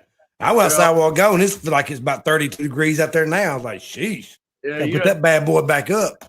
Hey, that means you ain't gonna stick around and play with it too long. No, shit, no. Oh my God, this conversation went sideways. Yeah, I don't care where I'm at. I'm gonna let it fly if I gotta go. I don't care if the neighbor's looking or what. I don't care. Save on the water bill that way. Yeah, I'm gonna put a song called "Pissing Off the Porch." That's it. Oh man, just don't pee in the same spot. Right there, pissing off the porch with crickets in the beat. Hell yeah, got them old. I ain't gonna lie, I have pissed off porch and fell off if he's so drunk or something. But hey, I think is that the one? Is that the story about your whitey tighties? No, I went home drunk. I don't know how I wound up in my whitey tighties. Hey, feeling better. I got arrested. I arrested at a Waffle House in my truck, but it was in November. And I had a truck crank. State troopers, Louisiana State troopers, pulled up in Waffle House. I guess somebody called them on me. I passed out drunk. Now I ain't gonna lie. Back in my day, I did a lot of drinking. I used to hang out in Nashville, go to a lot of bars down there on 2nd Avenue and around here. And we've always had a lot of big country type be out in the country field and stuff. Just bonfires, mud bogs and stuff. And man, one night I got so drunk, I don't even know how I got home. I wound up getting up the next morning on the back porch, almost butt ass naked. But at least I made it home. That's the main thing. I don't know where my clothes went, but I made it home. But yeah, hey, So them state troopers knocked on my window and they woke me up. You know, he beat on that window, finally woke me up. Man, I'm trying to sleep, man. They said, we smell something in your vehicle. I was like, yeah, I smoked that earlier. It's gone now. Yeah, they searched my vehicle. Now, I'll tell you one story about me getting arrested. I got arrested by a game warden one time on the Ouachita River. I was out there with a bunch of buddies. We was on a boat on the Ouachita River, and they had this beach called Long John. Well, there was an old boy. He'd been talking all kind of shit about me and kind of fooling with my gal and this and that. And I told all them boys on the boat, I said, when we pull up to that beach right there, I'm just going to knock his ass out. And sure enough, boy, I was tore up. I got off that boat, walked up to him, and as I was walking up to him in the sand, I was like, I'm going to knock your ass out. Damn. I dropped this dude like a sack of potatoes, man. Little did I know that the game wardens could see me from a cove over, you know what I'm saying? They was watching, and they pulled up an aluminum boat, got me, wrote me a damn ticket, and arrested me right there. But on the ticket, it was a 2nd-degree battery charge. They put me in the aluminum boat, took me to Moon Lake, where Ouachita Parish Sheriff Department picked me up, and I did the whole weekend there till I could get bonded out Monday. But I done had a few run-ins with the blues. Yeah. And the wildlife appreciators. Nah, I ain't gonna lie. Like back in my younger day, man, we get high like Cheech and Chong, man. We get out cruising them back roads, and you feel like you're doing the speed limit. You only creeping like 15 miles an hour and shit. But shit, man, that's good old days, man. I ain't gonna lie about that. For medical marijuana, I'll probably be eating them pills again, man. I tell you. But shit, when I was growing up, they only had like 2 different kinds of weeds. Now they had like the cheap kind, and you had the expensive kind. That's all you had. It ain't like today with like 5,000 different kinds you can buy. With veggie, Mexican press bud. Yeah, that's all you get back. Buy a big old 25 bag about that big. Now you can get a gummy bear, a Jolly Rancher, you can candy, anything you want. Oh man, they got all kinds of shit out there nowadays. All right, since you're gonna be talking about that, I'm gonna tell you a little story. So through my whole military career, right, Poe, I used to brag to my wife and kids. I said, when I retire, I'm gonna smoke me the biggest blunt you can think of. And I hadn't done anything since 1989, right? Yeah. That's when I joined the military. My wife, she calls me out about 6 months after I retired. It was me, her, and my youngest daughter. We were at a Mexican restaurant in DeRidder. And she says, "What's up, big man?" I said, "What?" She says, "You say when you retire, you're going to smoke a big old fatty." Well, you've been retired for 6 months. Where at? I said, well, if I knew where to get it, I'd get it. I do it. And my daughter says, "Well, I know where to get it." I'm like, "No, you don't." Yeah, I do. Now, she was 16 at the time. She just got her license. And we were at the restaurant, and I said, "Well, we're getting ready to leave," because she drove her own car there. I said, "We're going to the house." She goes, "Okay, I'm gonna go get you some." I'm like, "Whatever."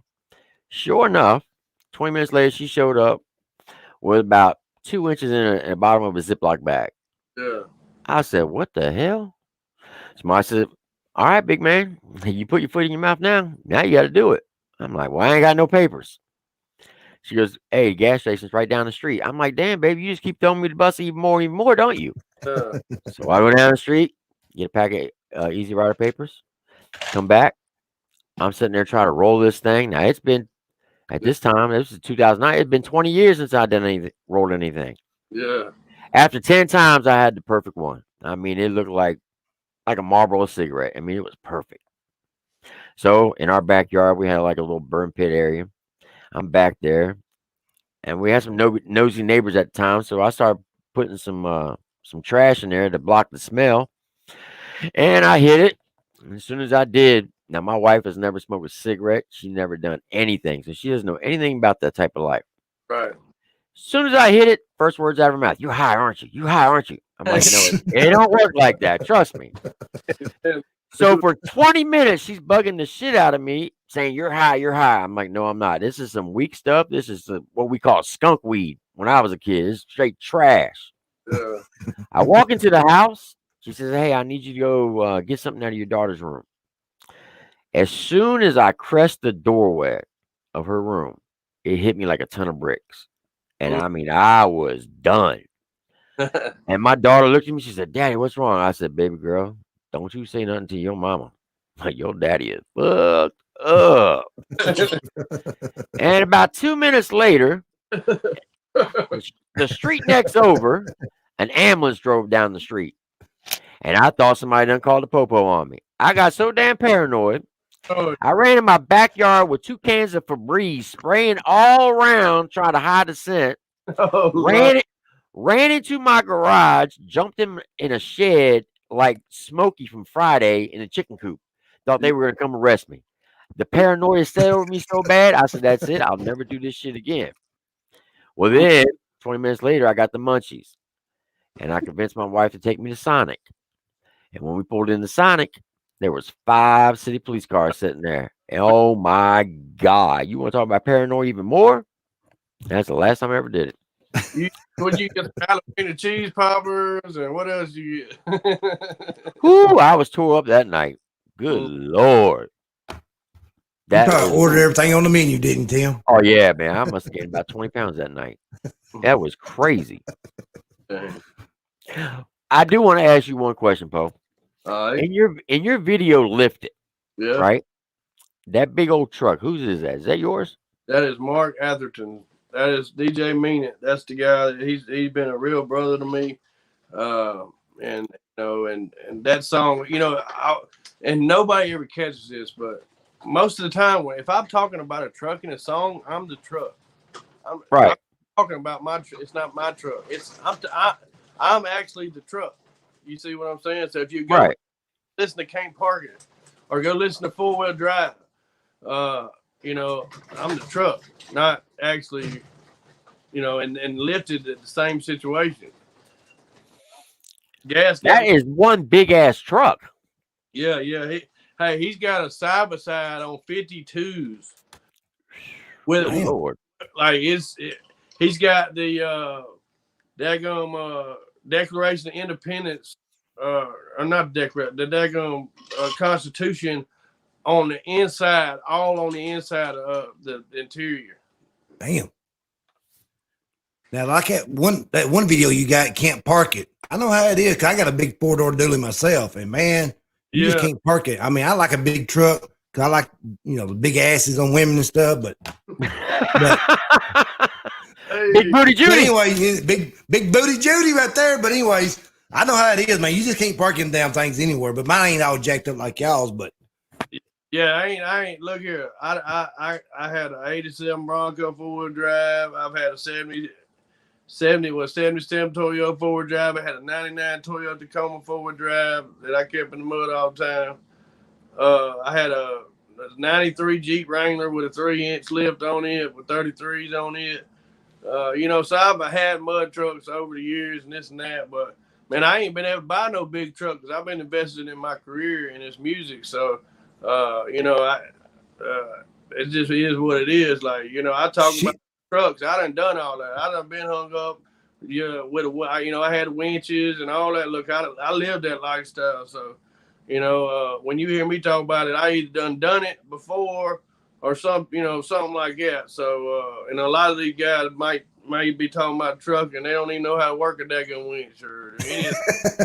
You're right about that. Man, just going out and buying a new truck. If you go out and buy a brand new truck like a Dodge Dually or whatever, I don't know what y'all like, but mine's a Dodge Dually. And man, just for a new truck, not really fully loaded, you're already talking about $70-something thousand just off the lot. That's not even counting doing anything to it. I can imagine what y'all got in them damn truck. I'm like, good God Almighty, man! I'm gonna get a part-time job or something. You gotta have big boy money to get some of them things. Shit, I'm gonna have to get on every corner or something, start hooking out or something. Yeah, like that kind of money. Well, Tim, you can make you some extra money on OnlyFans too now. Oh no, no sir. Hell yeah, no. But man, vehicles getting higher and higher. Go ahead, Tim. No, go ahead. Finish up. No, I'm just saying, man, vehicles nowadays just getting ridiculous, especially trucks and stuff. Everybody wants a truck. One of my favorite songs of yours, of course, is Can't Park It, but this song that I'm going to say is I think is underrated. I don't think it gets as credit as much as it should because your vocals in that song is pretty damn amazing, and that's my jam. Yeah, my jam. Yeah. I love that song. I got a song called Ain't I that was produced by the same producer. Shout out to Shamu the Panda. He does the chorus on that, and he did the mixing and mastering on that too. And I got a song called Ain't I on this new album that he produced. That's really dope too. Now, is that a rap song? Was already called Aim I or something? Or I heard a song named that or something before. Can't remember who it was.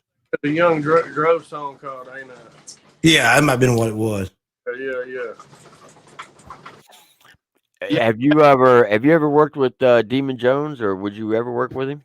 Oh, I respect Demon to the fullest. Demon's been able to do it. I think he's really set the precedent on what how to carry yourself in the business and stuff like that. Like I love to work with Demon. Whoa. Your story is almost kind of like his, because Demon was kind of a hellraiser back in the day. Yeah. And then, he found God and got married and had beautiful kids. And right. I actually watched a interview on kind of like his life story, and oh my God, the stuff that he did, and to where he is now, it's pretty damn amazing. Yeah, he got his shit together. That's somebody I look up to in this business. Somebody like Demon Jones, and Demon used to be in rehab, and I'm real tight with Danny and Jericho from rehab now. Like, I did a show at rehab last weekend in Elkhart, Indiana. Right. So and I've done a couple of shows with Demon. Got to talk to him a little bit. And man, just the way he carries himself, how he handles business, the visuals, the quality. That's we gotta have those people that we look up to as far as to I want to get my music to that quality. I want to get my videos to that quality. And it just takes time and getting out there and doing it. Jason JV wants to know if you would ever work with Mises. I on with Mises that I hadn't been able to put out. I respect Mises to the fullest. Me and Mises, I talked to him the other day. He hit me up the other day. So you have done songs with him? I got a song with him that I hadn't been able to put out. Yes. Will it ever be released? There's a possibility. There was the guy that sang the chorus on the song was at a rough patch at the time, and some business issues behind the scenes stopped that record coming out. But I do have a Mises verse on a song. So, okay. Yeah, I have. Yeah. But yeah, man, Mises is dope. As far as pure hip hop goes, there ain't really many people fooling with him right now. Really, like he's been low key, like killing it for several years. Like I did a show with him up here in Indiana one time, man. First time I did a show with him by himself that he went with Adam. I've done several shows with him being there with Adam. But like, yeah, Mises is dope. Right. Me and Big D was talking about this about Mises. We were trying to figure out why his numbers aren't as bigger than what they are, right? And he's almost in the same category as you are, is because you said this earlier when we started this interview. You said you didn't care what people thought or said about you because you're going to speak your mind. You're going to stay true to who you are, and if it offends people that you openly say that you're a Christian, then so be it. Yeah. Well, Mises has done that. I mean, he's come out here lately and he is really showing how his love to God is, and it's turning people the wrong way, which in my opinion is stupid as hell, because hey, they're the ones who got to pay for it at the end. Well, see, that what people are getting misunderstanding is, just because Mises loves God and believes in the Lord and all that good stuff, he's not Jesus. Okay? Right. Not Jesus. And yeah, he cusses just like I do. He made that. I don't know. Look, I'm going to speak on that if you don't mind me. Look, hold up. Let me say this real quick, Tim. This is what I tell people that say, well, how can you love God? How can you be a Christian? How can you have faith like you do? And you go drink and you go cuss and you go hang out with people on the weekend, do all this other stuff. I say, imagine where I would be if I didn't stand on the word of God. I would be. Right. Amen. So don't worry about my walk. The Lord gonna deal with me on my own time, and I'm gonna get to where I need to be when I'm supposed to be there. Well, look, this is what you need to say to them. This is how you can shut them down real quick. Everybody says, man, you say you're a Christian, but you use the F word a lot. I say, okay, well, show me in the Bible where it says I can't. Yeah. That's simple. Yeah. I ain't never seen it. Well, I don't. You people can get down. And if you really want to get technical, and the Bible says, God says, use all green vegetation I put on the land. Yeah, Marijuana's what color? Yeah. I'm just saying. I know this. I don't feel convicted if I smoke, but for my pain, I do not feel convicted, and that's what matters. Is if the Lord's convicting you of that thing there. But like, this is my thing. This man-made medicine that people get that's giving them cancer and other stuff. Why wouldn't I take something that has the ability to take my anxiety away, take my pain away, prevent cancer, heal cancer? Like, I'm friends. I went from being that bad guy in the community to trying to be that good dude that gives back to the community and do the right things. And I'm friends with some law enforcement on Facebook, they're from the area, the same officers that used to chase me, and they may not agree with my decision on that, because Louisiana is the Bible Belt. That's just like crazy. Like, oh, it's marijuana, but come on, man. Like, people that are addicted to opiates, veterans who suffer from PTSD. Yes. This is a miracle working drug. It ain't Yes. a drug, but y'all have classified it as a drug. It came out the ground. Listen, in 2014, the FDA did a study on PTSD and marijuana out in Arizona. They actually approved, because they had 3 study groups. They had 75 people in each group. And they labeled them A, B, and C. Now, A had like the lowest level of THC. C had like one of the highest levels of THC. And then B was like right in the middle. And they wanted to see how it would help them with their anxiety, their pain, and their PTSD. Right. Everybody in the group B basically cured them. Right. So they approved it. Now, it went to Congress. Congress passed it, and Obama, if he would have signed it, then they would have made marijuana legal for veterans to be distributed through the Veterans Affairs at the VA, but he never signed it. And that bill is still sitting there 6 years later. So if somebody were to get the president to sign it, the problem is it's all about this, all about the money. Oh, yeah. That's it. The taxation. That's all it's about. That's it. It's all about that money. No one has ever OD'd on marijuana. Number one.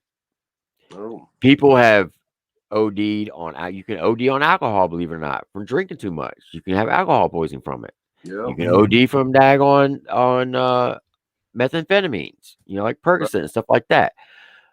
Only thing marijuana is going to do is going to calm you down and put you to sleep, but you can't OD on it. Right. You may get a little fatter, but hey, that's going to help the economy, because you're going to get the munchies and go to McDonald's at 2 o'clock in the morning. Yeah, am I getting a little? You see what I'm getting at? Yeah. But that's what it's all about. So when people hate on you about stuff like that, hey, look, I always go back to what the good book says. Any man who judges another man is a bigger sinner than the sinner himself. There you go. And that's the way I look at it. Yeah, like Caesar just said, he said, I'm the chief of sinners. And look, I'm going to give you one more last word of encouragement, Poe. When it comes to your career, just think about this, okay? All right. 2 things. Anytime that you ever get depressed or down in the dumps and you feel like, oh, man, what am I doing this? Yeah. Remember this saying, and this saying has saved many lives, to include mine. Every day that you're above ground, there's nothing in this world that can bring you down. And when you think you have it that bad, there are 10,000 people who have it worse than you. Oh, And that's a fact. fact. Number two, there are 763,363 words in the Holy Bible. There is one word that's not in there. You know what that is? What's that? Worry. WORRY.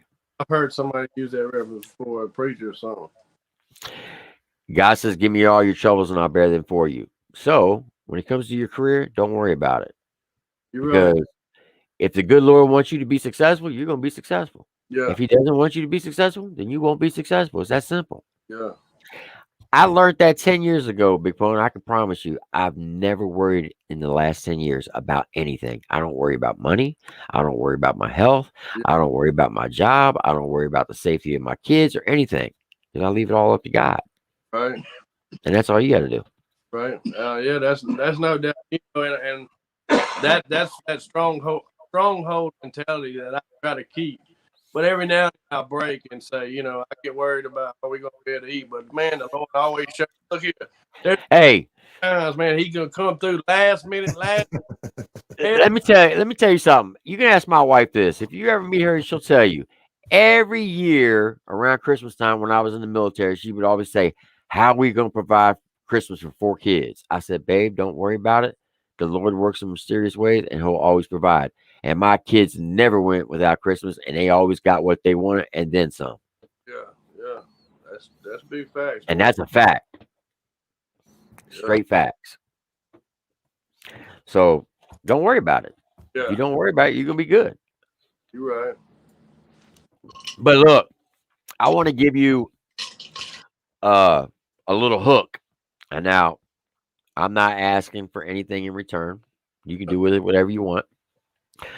So I wrote a song a long time ago. I'm just going to tell you the hook. I ain't going to tell you the song, but you do with what you want. It's about gun rights, right? Yeah. The hook goes, some say freedom is free. I'm here to disagree. Some say freedom is won from the barrel of a gun. Take that and run with it. All right, send that to me after we get off here. But look, speaking of that, why don't you go? I did a song on God's country called "Ain't Taking My Jesus." It talks about how gun rights and you're not taking Jesus away from me. Go to the other. Now the quality of the recording ain't great, but it's a great. The lyrics you really appreciate the lyrics and you really appreciate the feeling. But yeah, it's a song called "Ain't Taking My Jesus." And it talks about gun rights and how they took prayer out of school and God's been removed from everything in life, you know. And so, yeah, I wrote that in 2016. So, yeah, go check that one out. As far as that. I sure will. Send me them lyrics. I will. I will send it to. I'll email it to you, and then, like I said, do with it what you want. I like to see you do a banger with it. I think you can. Yeah. Because I think that would fit right up your alley. Yeah, I right up my alley for sure, man. I got a song called "Big Dog" on this new album, and it talks about, look here, I see all y'all acting fool out here rioting and Antifa and all this stuff. Look here, you come out there on my property, I'm finna come out on the porch like a big dog. That's right. It's your ass, Mr. Postman. That's what Tim was There saying. you go. It's your ass, Mr. Postman. Yes, sir. That's your ass, Mr. Postman. Well, look, Big Po, I appreciate you coming on here, man. I enjoyed this. Anytime you want to come on, just let us know, and we will bring you on Look, at any time. Do that on the album release, maybe around the album release, maybe that week after Thanksgiving or something like that. Hey, just let us know, and we can do this anytime. Yeah, you just tell us. You can play some of the songs, and we can talk about each song. And, you know, hey, we can do that. That's too easy. Big D, but it's a pleasure meeting you too, bud. Hey, good meeting you, man. I definitely gonna react to more of your music and stuff, so I'll tag you in it, whatever, and share it on Instagram and all that. Try to do my part. Definitely, and I appreciate both of y'all and y'all taking y'all's platform, sharing it with me, and I'll do that in return. You know, I get my people that's on here now, and the Po folks. You know, we'll get you sharing y'all's reaction videos and help y'all out as well. So we appreciate Hell yeah. I appreciate it, and I hope I didn't put you on the spot too much. And I really do appreciate you taking the time. You know, I said this. One of my first reactions on you, I said, "Give this guy a year, he's gonna blow up." Now, if COVID wouldn't have been around, I think you would have. Yeah. But after November 3rd, whoever wins the election, I think that stuff will go away. Me personally, Yeah. maybe not the next day, but within the next 30 days, it'll probably die off. Yeah. And once you get back out on tour full time again, Yeah. I think 2021 is going to be a good year for you, brother. I really do. And I'm not just saying that because you're on here. I'm speaking straight facts and truth. I truly believe that, and my team believes that. And I think it's time. We ready. We've made it, took the necessary steps, and hopefully, like you said earlier, the good Lord wants us to pop. We're gonna pop. That's it. Hey, but if you could, I've been trying to hit up John Broderick to come on the show, and I don't know what he's doing, but if you can send a message to him, I appreciate it. I'll holler at him and see what's up. All right, man. Well, look, you have a great night. Enjoy your next show coming up, and if you ever need anything, you know where I'm at, and then I'll hit you up later on. All right, man. It was a pleasure, man. Appreciate y'all. All right, y'all. See you, Big Poe. See you, There Tim. you go, Triple T. Hey, I ain't going nowhere. Oh, okay. My bad. No, what you doing? What you talking about? Shit. I thought you was out there. I thought you was rolling out or something. No. All right. How it is. Kick from. Okay, we're not on there. Here we go. Kick yes. All right. So there you have it. So what you think of that, Mikey? Man, I dig it, man. I dig it. He was a talker now. I ain't gonna lie. He's a talker. I didn't realize his backstory was that deep, though. Man, it makes you wonder. I'm sure a lot of people is doing music stuff. I'm sure all of them had some type of path. I mean, hell, we all have. I mean, shit, I have. Right, but I'm talking about it, but with all the drug addictions that he was going through. Whew, man, that's tough. Yeah, I've never got on that. I did get on pills there for a while, but shit, it's been 20-something years ago. But he was talking about nothing like that. No, man. He was talking about shooting up and everything. Yeah, I don't even like needles, man. I ain't got tattoos, but shit. But I don't like no damn shot. Nope. I used to do drugs, right? And I never hide this. I did everything but shoot up. Right. So, man, I never was. I guess the people I was around with, they just pretty much like to drink and smoke. That's about it. Oh man, back in the 80s, we did everything from LSD to crack cocaine to snorting crack to hashish. I mean, you name it, we did. All kinds of shit, huh? Whew. Hey, I can tell you, when we get offline one day, I'm going to tell you some wild stories about LSD. Oh, my God. I can imagine. I'll have you pissing your pants. I'll just tell you that much. That shit's hilarious. Now that I look back on it, back then it wasn't. But now it's funny as hell. Let's just say it involved a car that just got out of a paint shop and an aluminum baseball bat. Yeah, it didn't end too well.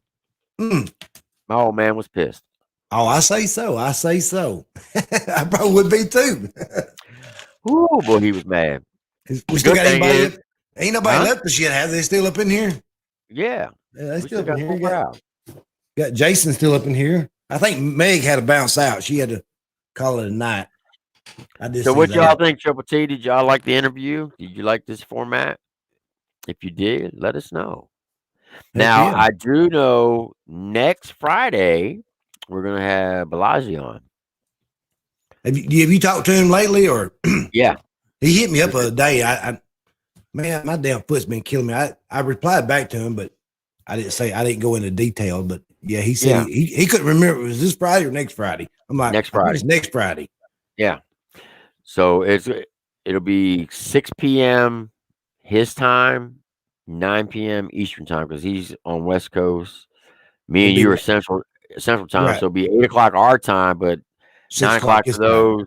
Yeah. 9 o'clock for those who are on the East Coast, 6 o'clock for those on the West Coast, and 8 o'clock for those are in Central time, and then 7 o'clock whoever's Mountain time.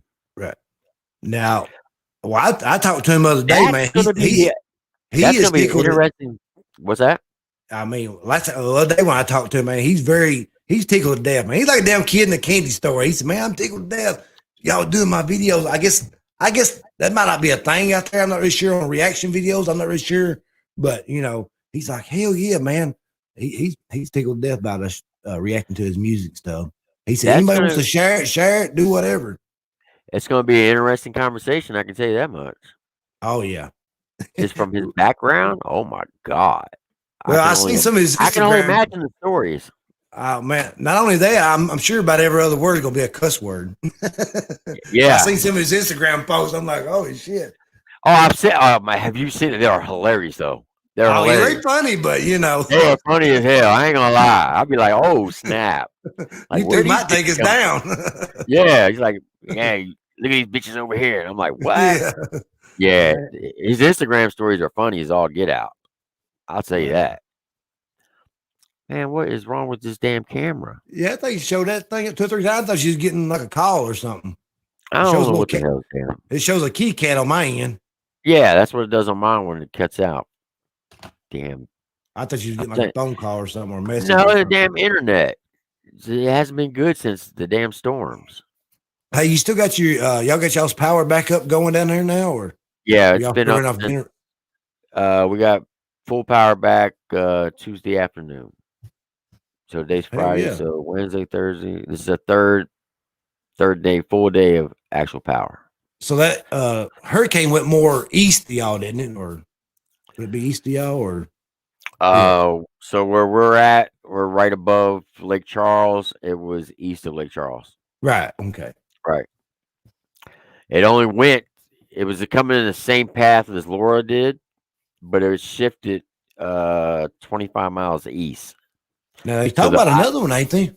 Yeah. Look, I might have to delete this video because of what I'm about to say. So I told my wife, I said, listen, because they got a damn hurricane coming off of Africa, and it's heading this way.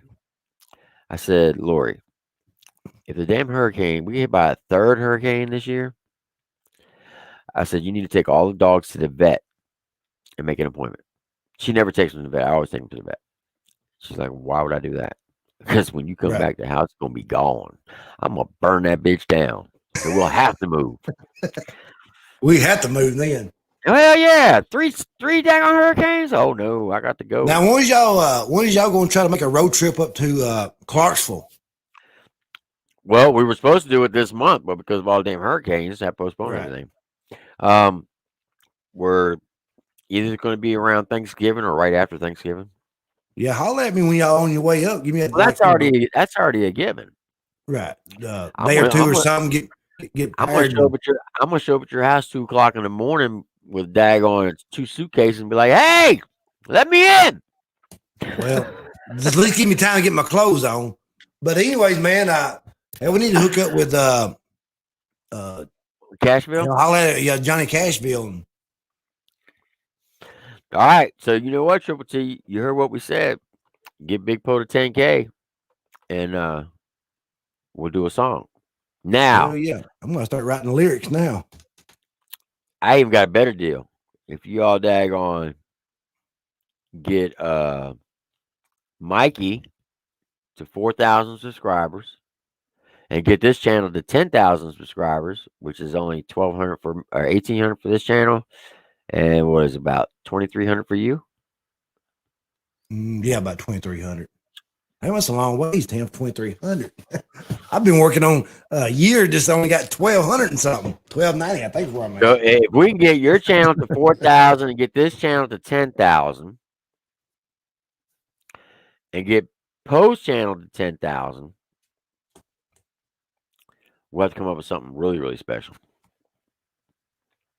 I think what hurts me a lot, because I'm not when I work during the day and I don't get off till late in the evening. And sometimes what up, West Virginia girl? Where you been at? I ain't seen you on here in a long time. I didn't mean to cut you off, Mikey. I apologize. Oh, you're fine. You're fine. But man, there's so many reactors out there reacts on songs as soon as they drop, and that's what hurts me because usually mine's the next day or 2 days later, and by that time everybody's already heard it. So, well, yeah, because you work and I work, but that's okay. Because you know why? I enjoy what I do. I love it. Gives me something to do, and especially when it gives me something to do in the wintertime. The reason why is because we got, and I said this on my last reaction, and I'll say it live. I don't care what anybody says. I don't care how many subscribers you have. I think this channel has the realest subscribers on YouTube. I really Right, do. right. And I Man, believe I ain't gonna lie. channel I got too. some very good subscribers, man. I got some been following me since day one, and I'm sure a couple might dropped off, but no, they don't chime in all the time. But man, I got some really dedicated. And when I first started out, I'm like, heck yeah, man, they've been with me since day one. I definitely gonna have to do something for them, that's for sure. I've been trying to think of some t-shirts and stuff. Try to get some merch going or something. Yeah.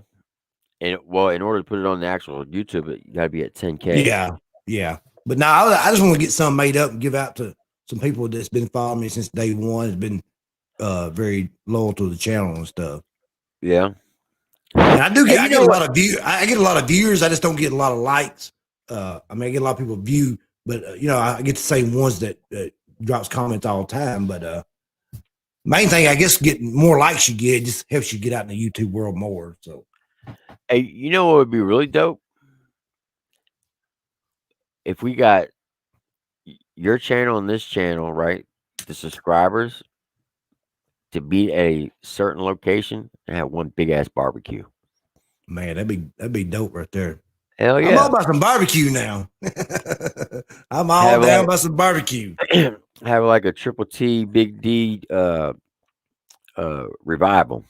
That's right. A YouTube revival. And bump nothing but all the songs we react to, like Up Church, Yeah. Adam Calhoun, and Big Poe, and all of them. Yep. And that way everybody can do like a meet and greet and meet each other and see what everybody sounds like, looks like. Man, that'd be fire as hell. Hell yeah. I'm all down by the barbecue now. But the only place I will not do it would be California. No offense to anybody in California. I just can't I can't handle that state. No, man, I ain't never been out there. I got some kin folks out there, and man, they got so many damn rules out there. I don't even know how they can walk on the street. I think I if you don't stand in one spot too long, they probably tax you for it. You can't smoke a daggone Marlboro in No. public, but you can smoke the bologna polony on the corner of a bus stop. I don't understand it. I don't either. I got a cousin out there. She said when they banned smoking out there, I guess you can't even walk down the street smoking, and it killed all the small bars and stuff out there because everybody wants to smoke and drink. Yeah. I'm like, damn, how stupid, man. They're a state of their own. I mean, I don't know. I don't understand. I don't know. I don't live out there, but they say it's beautiful. But Oh, I it's a could live beautiful like state. that. Don't get me wrong, it's a beautiful state. And I've been out there many a time, especially out at Fort Irwin, out of the National Training Center when I was in the military. Beautiful state. It's got beautiful scenery. But when you get down into the cities like LA and San Diego and San Francisco, Right. nah, no. Mm-mm. Yeah, it's too many people for me. I like being out in the country, Tim. I just like walking out on my back porch. When I want to use the bathroom, I just let it rip. That's how I don't want to be around a lot of people. I don't either. I mean, I like to be around good friends and stuff, but being around a bunch of people I don't know, I'm like, oh, Lord have mercy. I start getting all kind of jittery and stuff. Got to go. Yep. I feel like going to Walmart. That's what it feels like to me.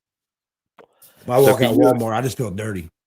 Can you believe it? In 18 days, 18 days. Listen to everybody that's still on here. In 18 days, I hope y'all got your weapons clean. I hope you got plenty of ammo. I'm not promoting any violence. I'm not telling anybody not to do any violence, but I'm just telling you, in 18 days, this country is going to be upside down because that's the election on November 3rd. It's going to be ugly no matter who wins. If Trump wins, it's going to be crazy. If Biden wins, it's really going to be crazy because let's say hypothetically Biden does win, right? They're still going to tear the cities up because they're going to go out and be like, oh, yeah, we got rid of Trump. And they're just going to start rioting anyway. They're going to riot no matter what. On the night of the 3rd and all day the 4th, probably that whole week. If you're in a major city, you might want to bunker down because it's going to get ugly for you. And I think that's what's going to happen. I hope not, but that's what I think is going to happen. Yeah, that's what I'm saying. I hope it don't, but what it looks like right now, like, man, good Lord, anything can happen. But man, I tell you, I've been riding around in my town, ride a lot of back roads when I do get out and stuff. I tell you, I don't hardly see any Biden sign. It's all Trump stuff. That's why I don't I've been believe around these damn polls. probably 3 months, 4 months. I bet I ain't seen probably 3 Biden signs. That's why I don't believe these damn polls. They always say, "Oh, Joe Biden's leading in the polls by 18%." Every person I've ever talked to, and I got relatives, believe it or not, in every state across the United States, and I'll call them up. Hey, what's it like in your state? How's Joe Biden leading in the polls by 12% in your state? I don't know. They ain't never called me. I've asked people all around. None of them's ever been called. Those polls, they're called suppression polls. What they're doing is they'll go to like universities. Now, 90% of your universities are run by Democrats. Okay, they're very liberal, and they'll poll nothing but college students. Now, everybody knows that college students aren't going to go out and vote. Why? Because one, they're studying, or two, they're hungover. They just ain't going to do it. But the people who actually vote in this country are between the ages of 26 on up. Anybody below 26, I think there's only like maybe, I think they said 12% of the population of 26 and below actually vote. From 18 to 26, only 12% of them do it. Right. That's not very many people. No. Especially when you look at how many 18 to 26-year-olds there are in this country. Only 12% of them actually vote. And that's who they're polling. Right. That's why it shows that he's leading. Why do they poll those people? Because they know how they're going to answer it. So they want to put that message out there to get people like us discouraged and say, well, hell, Trump ain't going to win. He's losing in the polls. I ain't going to go vote. I ain't going to waste my time. He ain't going to win anyway. Right. That's all they're trying to do. Right. See, I used to think the same way. But, here the past 4 or 5 years, I started voting. And when did y'all's polls open up? Wednesday? Ours opened up Wednesday here. I think our early voting starts a week before the election. Okay. Ours started Wednesday, early voting. And, man, I went by there the past 3 days. That son of a gun been lined up around the building. I bet it's 3 or 4 hour wait. I ain't went yet, but I'm going to wait till it dies down a little bit. But I'm like, good God, I ain't gonna stand there with a damn broke foot. Yeah, just don't mail it in because I don't trust. No, I ain't gonna do that. No, I ain't gonna do that shit. I don't trust that shit as far as I can throw it. Now watch what I tell you. Right now, they got Biden leading in Pennsylvania by 12 points. Right. Mm-hmm. If Trump pulls out and wins Pennsylvania again, within 48 hours, they mysteriously will have 1 million votes show up in Pennsylvania. Like, oh, we forgot to count these mail-in ballots. Watch what I tell you. That's how crooked they are. Man, they ain't gonna tell you how long it's gonna drag out. Oh, it's gonna go all the way to the Supreme Court. I'm telling you. That's why it's very important. That's the reason why they don't want Amy in there. That's right, because they know. See, you watch that. I watched all 3 days. I've been off work my damn foot. I watched all 3 days. I ain't gonna lie, that lady is sharp as the daggone. Oh, bro, she daggone answered every question without taking a note. You got all these stupid people here asking her questions like, but you can tell how the Democrats did. They were stuck on like 3 questions. Racist. Go ahead, Tim. Right. Go ahead. No, they were stuck on like racist and abortion and something else. I can't remember. I'm like, good God, can you ask her something else? Good Lord, get off of that shit. That one lady from I think she's from Hawaii. She gets on my daggum nerves. Oh yeah, that lady. I can't think her daggum name, but the Asian lady, yeah, she's racist. Yeah. Everybody says. But anyway, they said, we got all these people, our staff members back here, and then we got all these law books and up here, and we're asking all these questions. Can you what do you have in front of you? She goes, a pad. She held it up. It had nothing on it.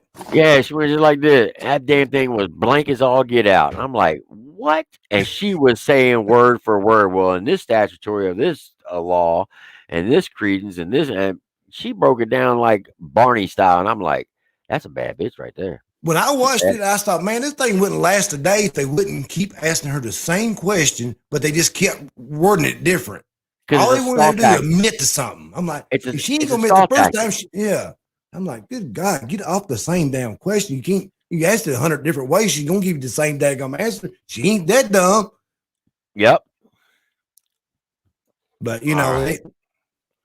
I don't know. But I did watch. I enjoyed it. But she started to look. She was going downhill about the third day. I'm like, man, they've been whooping up on her, boy. But she hung in there with them. Hey, you know, you can tell how desperate the Democrats really are when they start attacking her kids and Yeah, sorry as hell, man. and then try to suggest that she was a racist. I mean, how are you going to call this woman racist when she adopted 2 black kids from Haiti? Really? Right. I mean, You know, the come thing on. about it is, I got friends is adopted from other countries and stuff, because it's so hard to adopt a kid in your own state, United States. Yep.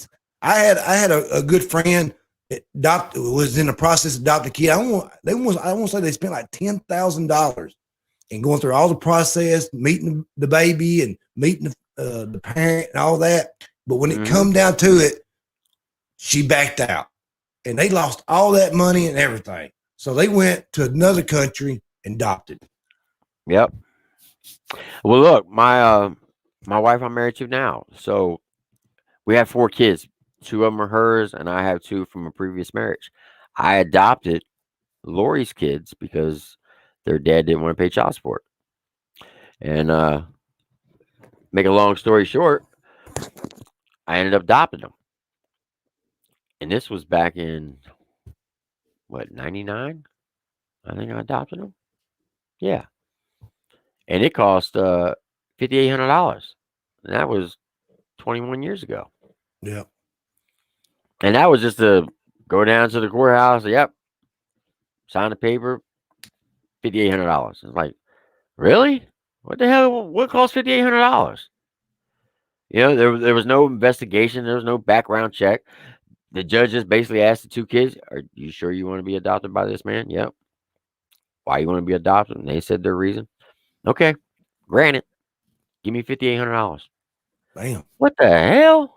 Yeah, I think they said they spent a little over $10,000. And when That's she crazy. backed out, they lost all that money. I'm like, golly. Then they had to go around and do it again. I'm like, Hey, Lord. John Newton said, dang it, Mikey. Quit pissing off the damn porch. Oh man, I can't help it, man. Save on the water bill that away. Ooh. Yeah, they That's charge us hilarious. get charged for water and sewer around here. Yes, sir. I just don't pee in the same spot. Hey, and if you do it in the snow, don't eat the yellow one. That's right. Don't try to write my name. Now, does it snow a lot where you're at? Man, we used to get fairly good snow back.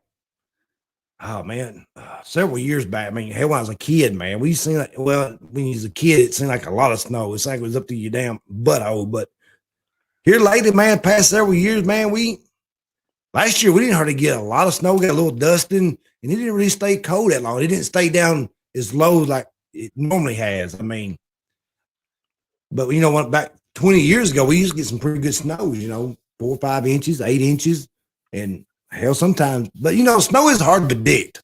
I mean, you got to have like 3 things in line to get snow. All right, so do y'all have salt trucks in Tennessee? Yeah. All At least right, saw well, them when they just holler snow. see, here in Louisiana, they don't have nothing like that. Yeah, Now. when Channel 5 News in Nashville come on, they holler like going to get maybe an inch tomorrow or whatever. Man, people flock to damn stores as the salt trucks come out. They got that liquid salt now, that liquid shit they put on. Man, make the roads white, and then we don't even get shit. I'm like, good Right. Lord. They here in Louisiana, like I said, it barely ever snows. Like, and if it does, it's just a dusting. Okay? Right. And let's say if it did snow, it only lasts for 3 hours. Then the sun comes out, it's gone. In the wintertime, they will actually shut school down if it rains. Oh, they Because will they here too. They don't know how to drive around here in the rain for some reason. Oh, they can't drive in the rain here or the damn snow or hell. I'll never forget it. I was at a Walmart.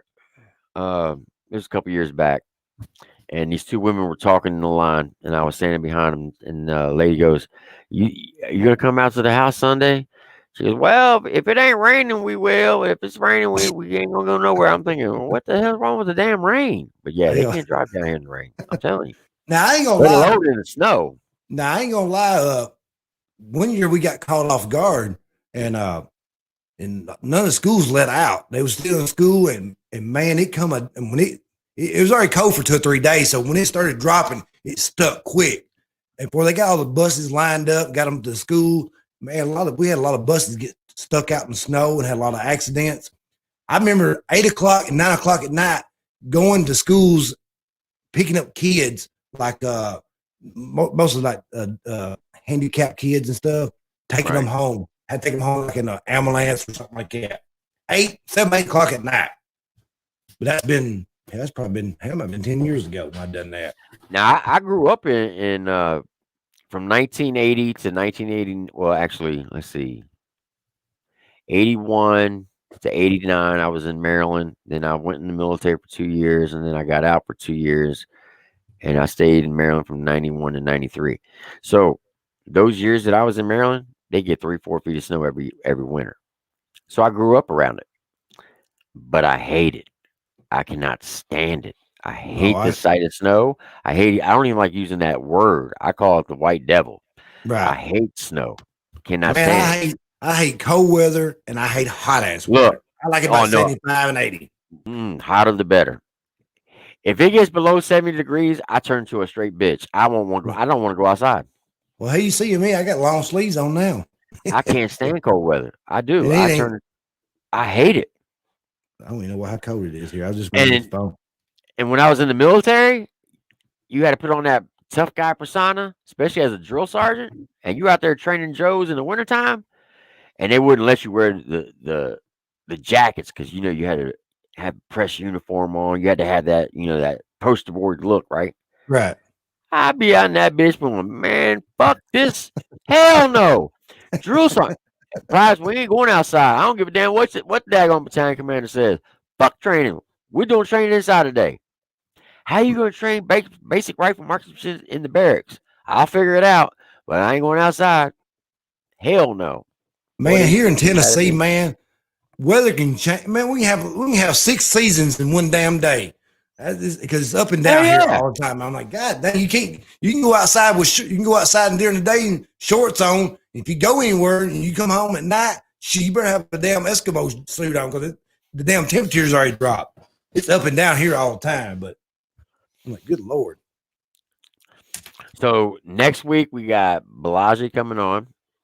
Now, after Balaji, hopefully John Broderick will come on because I've been talking to him. If he doesn't, then it's going to be David. That's the guy, the military guy, or no, John Broderick. Yeah, John Broderick. I was thinking of American. The what's his page? American Dilly. Yeah. I was thinking of him. Yeah. So next Friday will be Balaji. So make sure everybody's tunes in for that. And then the following Friday, hopefully it'll be John Broderick. If not, it'll be American Dilly, aka David Frost. Now, if y'all don't know who David Frost is, he did some songs back in 2012 with Jelly Roll. He just got the rights back to some of his songs, and he released one of them today on his channel. So you should go check it out. His YouTube channel is named American Dilly. Guy's in the Navy right now. He came in the Navy at 30 years old, so he came in a lot older, a lot later in life. But yeah, he was in the rap game for probably about 8 years before he came in the military, and he actually has a good flow to him. So hopefully, like I said, if John Broderick doesn't come on in 2 weeks, then American Dilly will be taking in his place. And then I'm in talks right now with other artists, which I'm not going to name because I don't want to get everybody's hopes up. And hopefully they come through. And then, yeah, but we're going to do this every Friday, whether we have someone or not. Shit. If you get a thumbnail up for Balaji for Friday, just send it to me. I will. And I don't know what format you sent it in, but man, it was so damn big when I put it on Instagram. I can only see like part of it. Man, I try to figure out a way to shrink it down. And, I'm not that damn good with technology, so I had to mess with it for 3 damn hours to figure out how to shrink the damn thing. I made it at a PowerPoint. I should have did it through my thumbnail app, Right. which would have brought it down to a 1x1 where it's supposed to be for Right. like YouTube and Instagram. So that's Instagram my and bad. stuff. So, but the next one will be the right size. Yeah, when you said to me, it looked good when I opened it up in text message. I'm like, well, hell yeah, I'll put that on Instagram. I went to Instagram to post it. All I could see was just the center section. That was it. Yeah, We was cut out of it. I was like, Yeah, that's son all of a- good. I figured it out. Son of a biscuit eater. Shit happens, man. You like me? I can give a phone to a kid. He can work that thing like a part-time job. And I'm sitting here all damn day just trying to figure out how to do one damn thing on it. Lisa Rogers says, that would be awesome. Hope Upchurch would come on a live show. Hey, I'd love for Upchurch to come on our live show. If y'all not going to reach out to him, because every time I DM him, I don't ever get a response. But if y'all can get a message to him, we'd love to have him on here. Man, I We will love stop. Upchurch. We will stop everything to put him on here. We won't make it too hard on him. Now, I Hell dig no. Upchurch's music, man, but I'm sure he gets a lot of people hit him up, man. He probably looks at his phone like, good God, it's always something. I I can guarantee you that understand that, dude. man. I guarantee he probably gets about 1,000 DMs a day. Guaranteed, at a minimum. Yeah, hell, If I got 1,000 that many, I wouldn't be going through that. I ain't gonna lie I've to you. commented on a lot of his live chats, and man, you can't even see when I post it because it's going. No, so but that fast. shit's going so fast. It's like, I'm like, I didn't yeah. even see it. I don't even know if I even spelled anything right, so I didn't even see the damn thing. So, but it is what it is. He's doing good for himself, and that's all it's Oh, yeah. boiled down to. I still rock with him. I don't care. Heck yeah. We ain't never gonna stop rocking him. Nah. But hey, I just want to appreciate everybody to come up in here. And Mikey, I got nothing but love for you. And thank you for taking your time out. And I hope your foot gets better.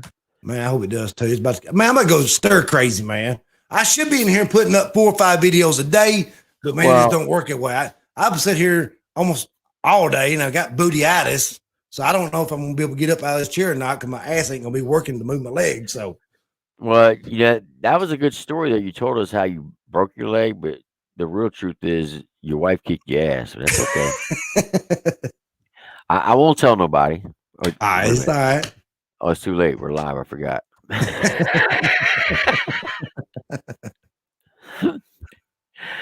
But But there's now, another. Go ahead. so Friday we got Balaji. Yep. Okay. And then the following week it's either going to be American Dilly or John Broderick. Good deal.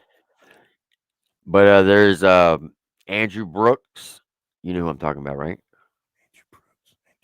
He's the one who's doing the reactions on reactions. Yeah. So he's a subscriber to the channel. If y'all can go check him out. He's basically showing you what different reaction channels. So if y'all want to go check people out and Yeah, he DM'd me yesterday or day before yesterday. I can't remember. I lose track, man. I don't keep up what day.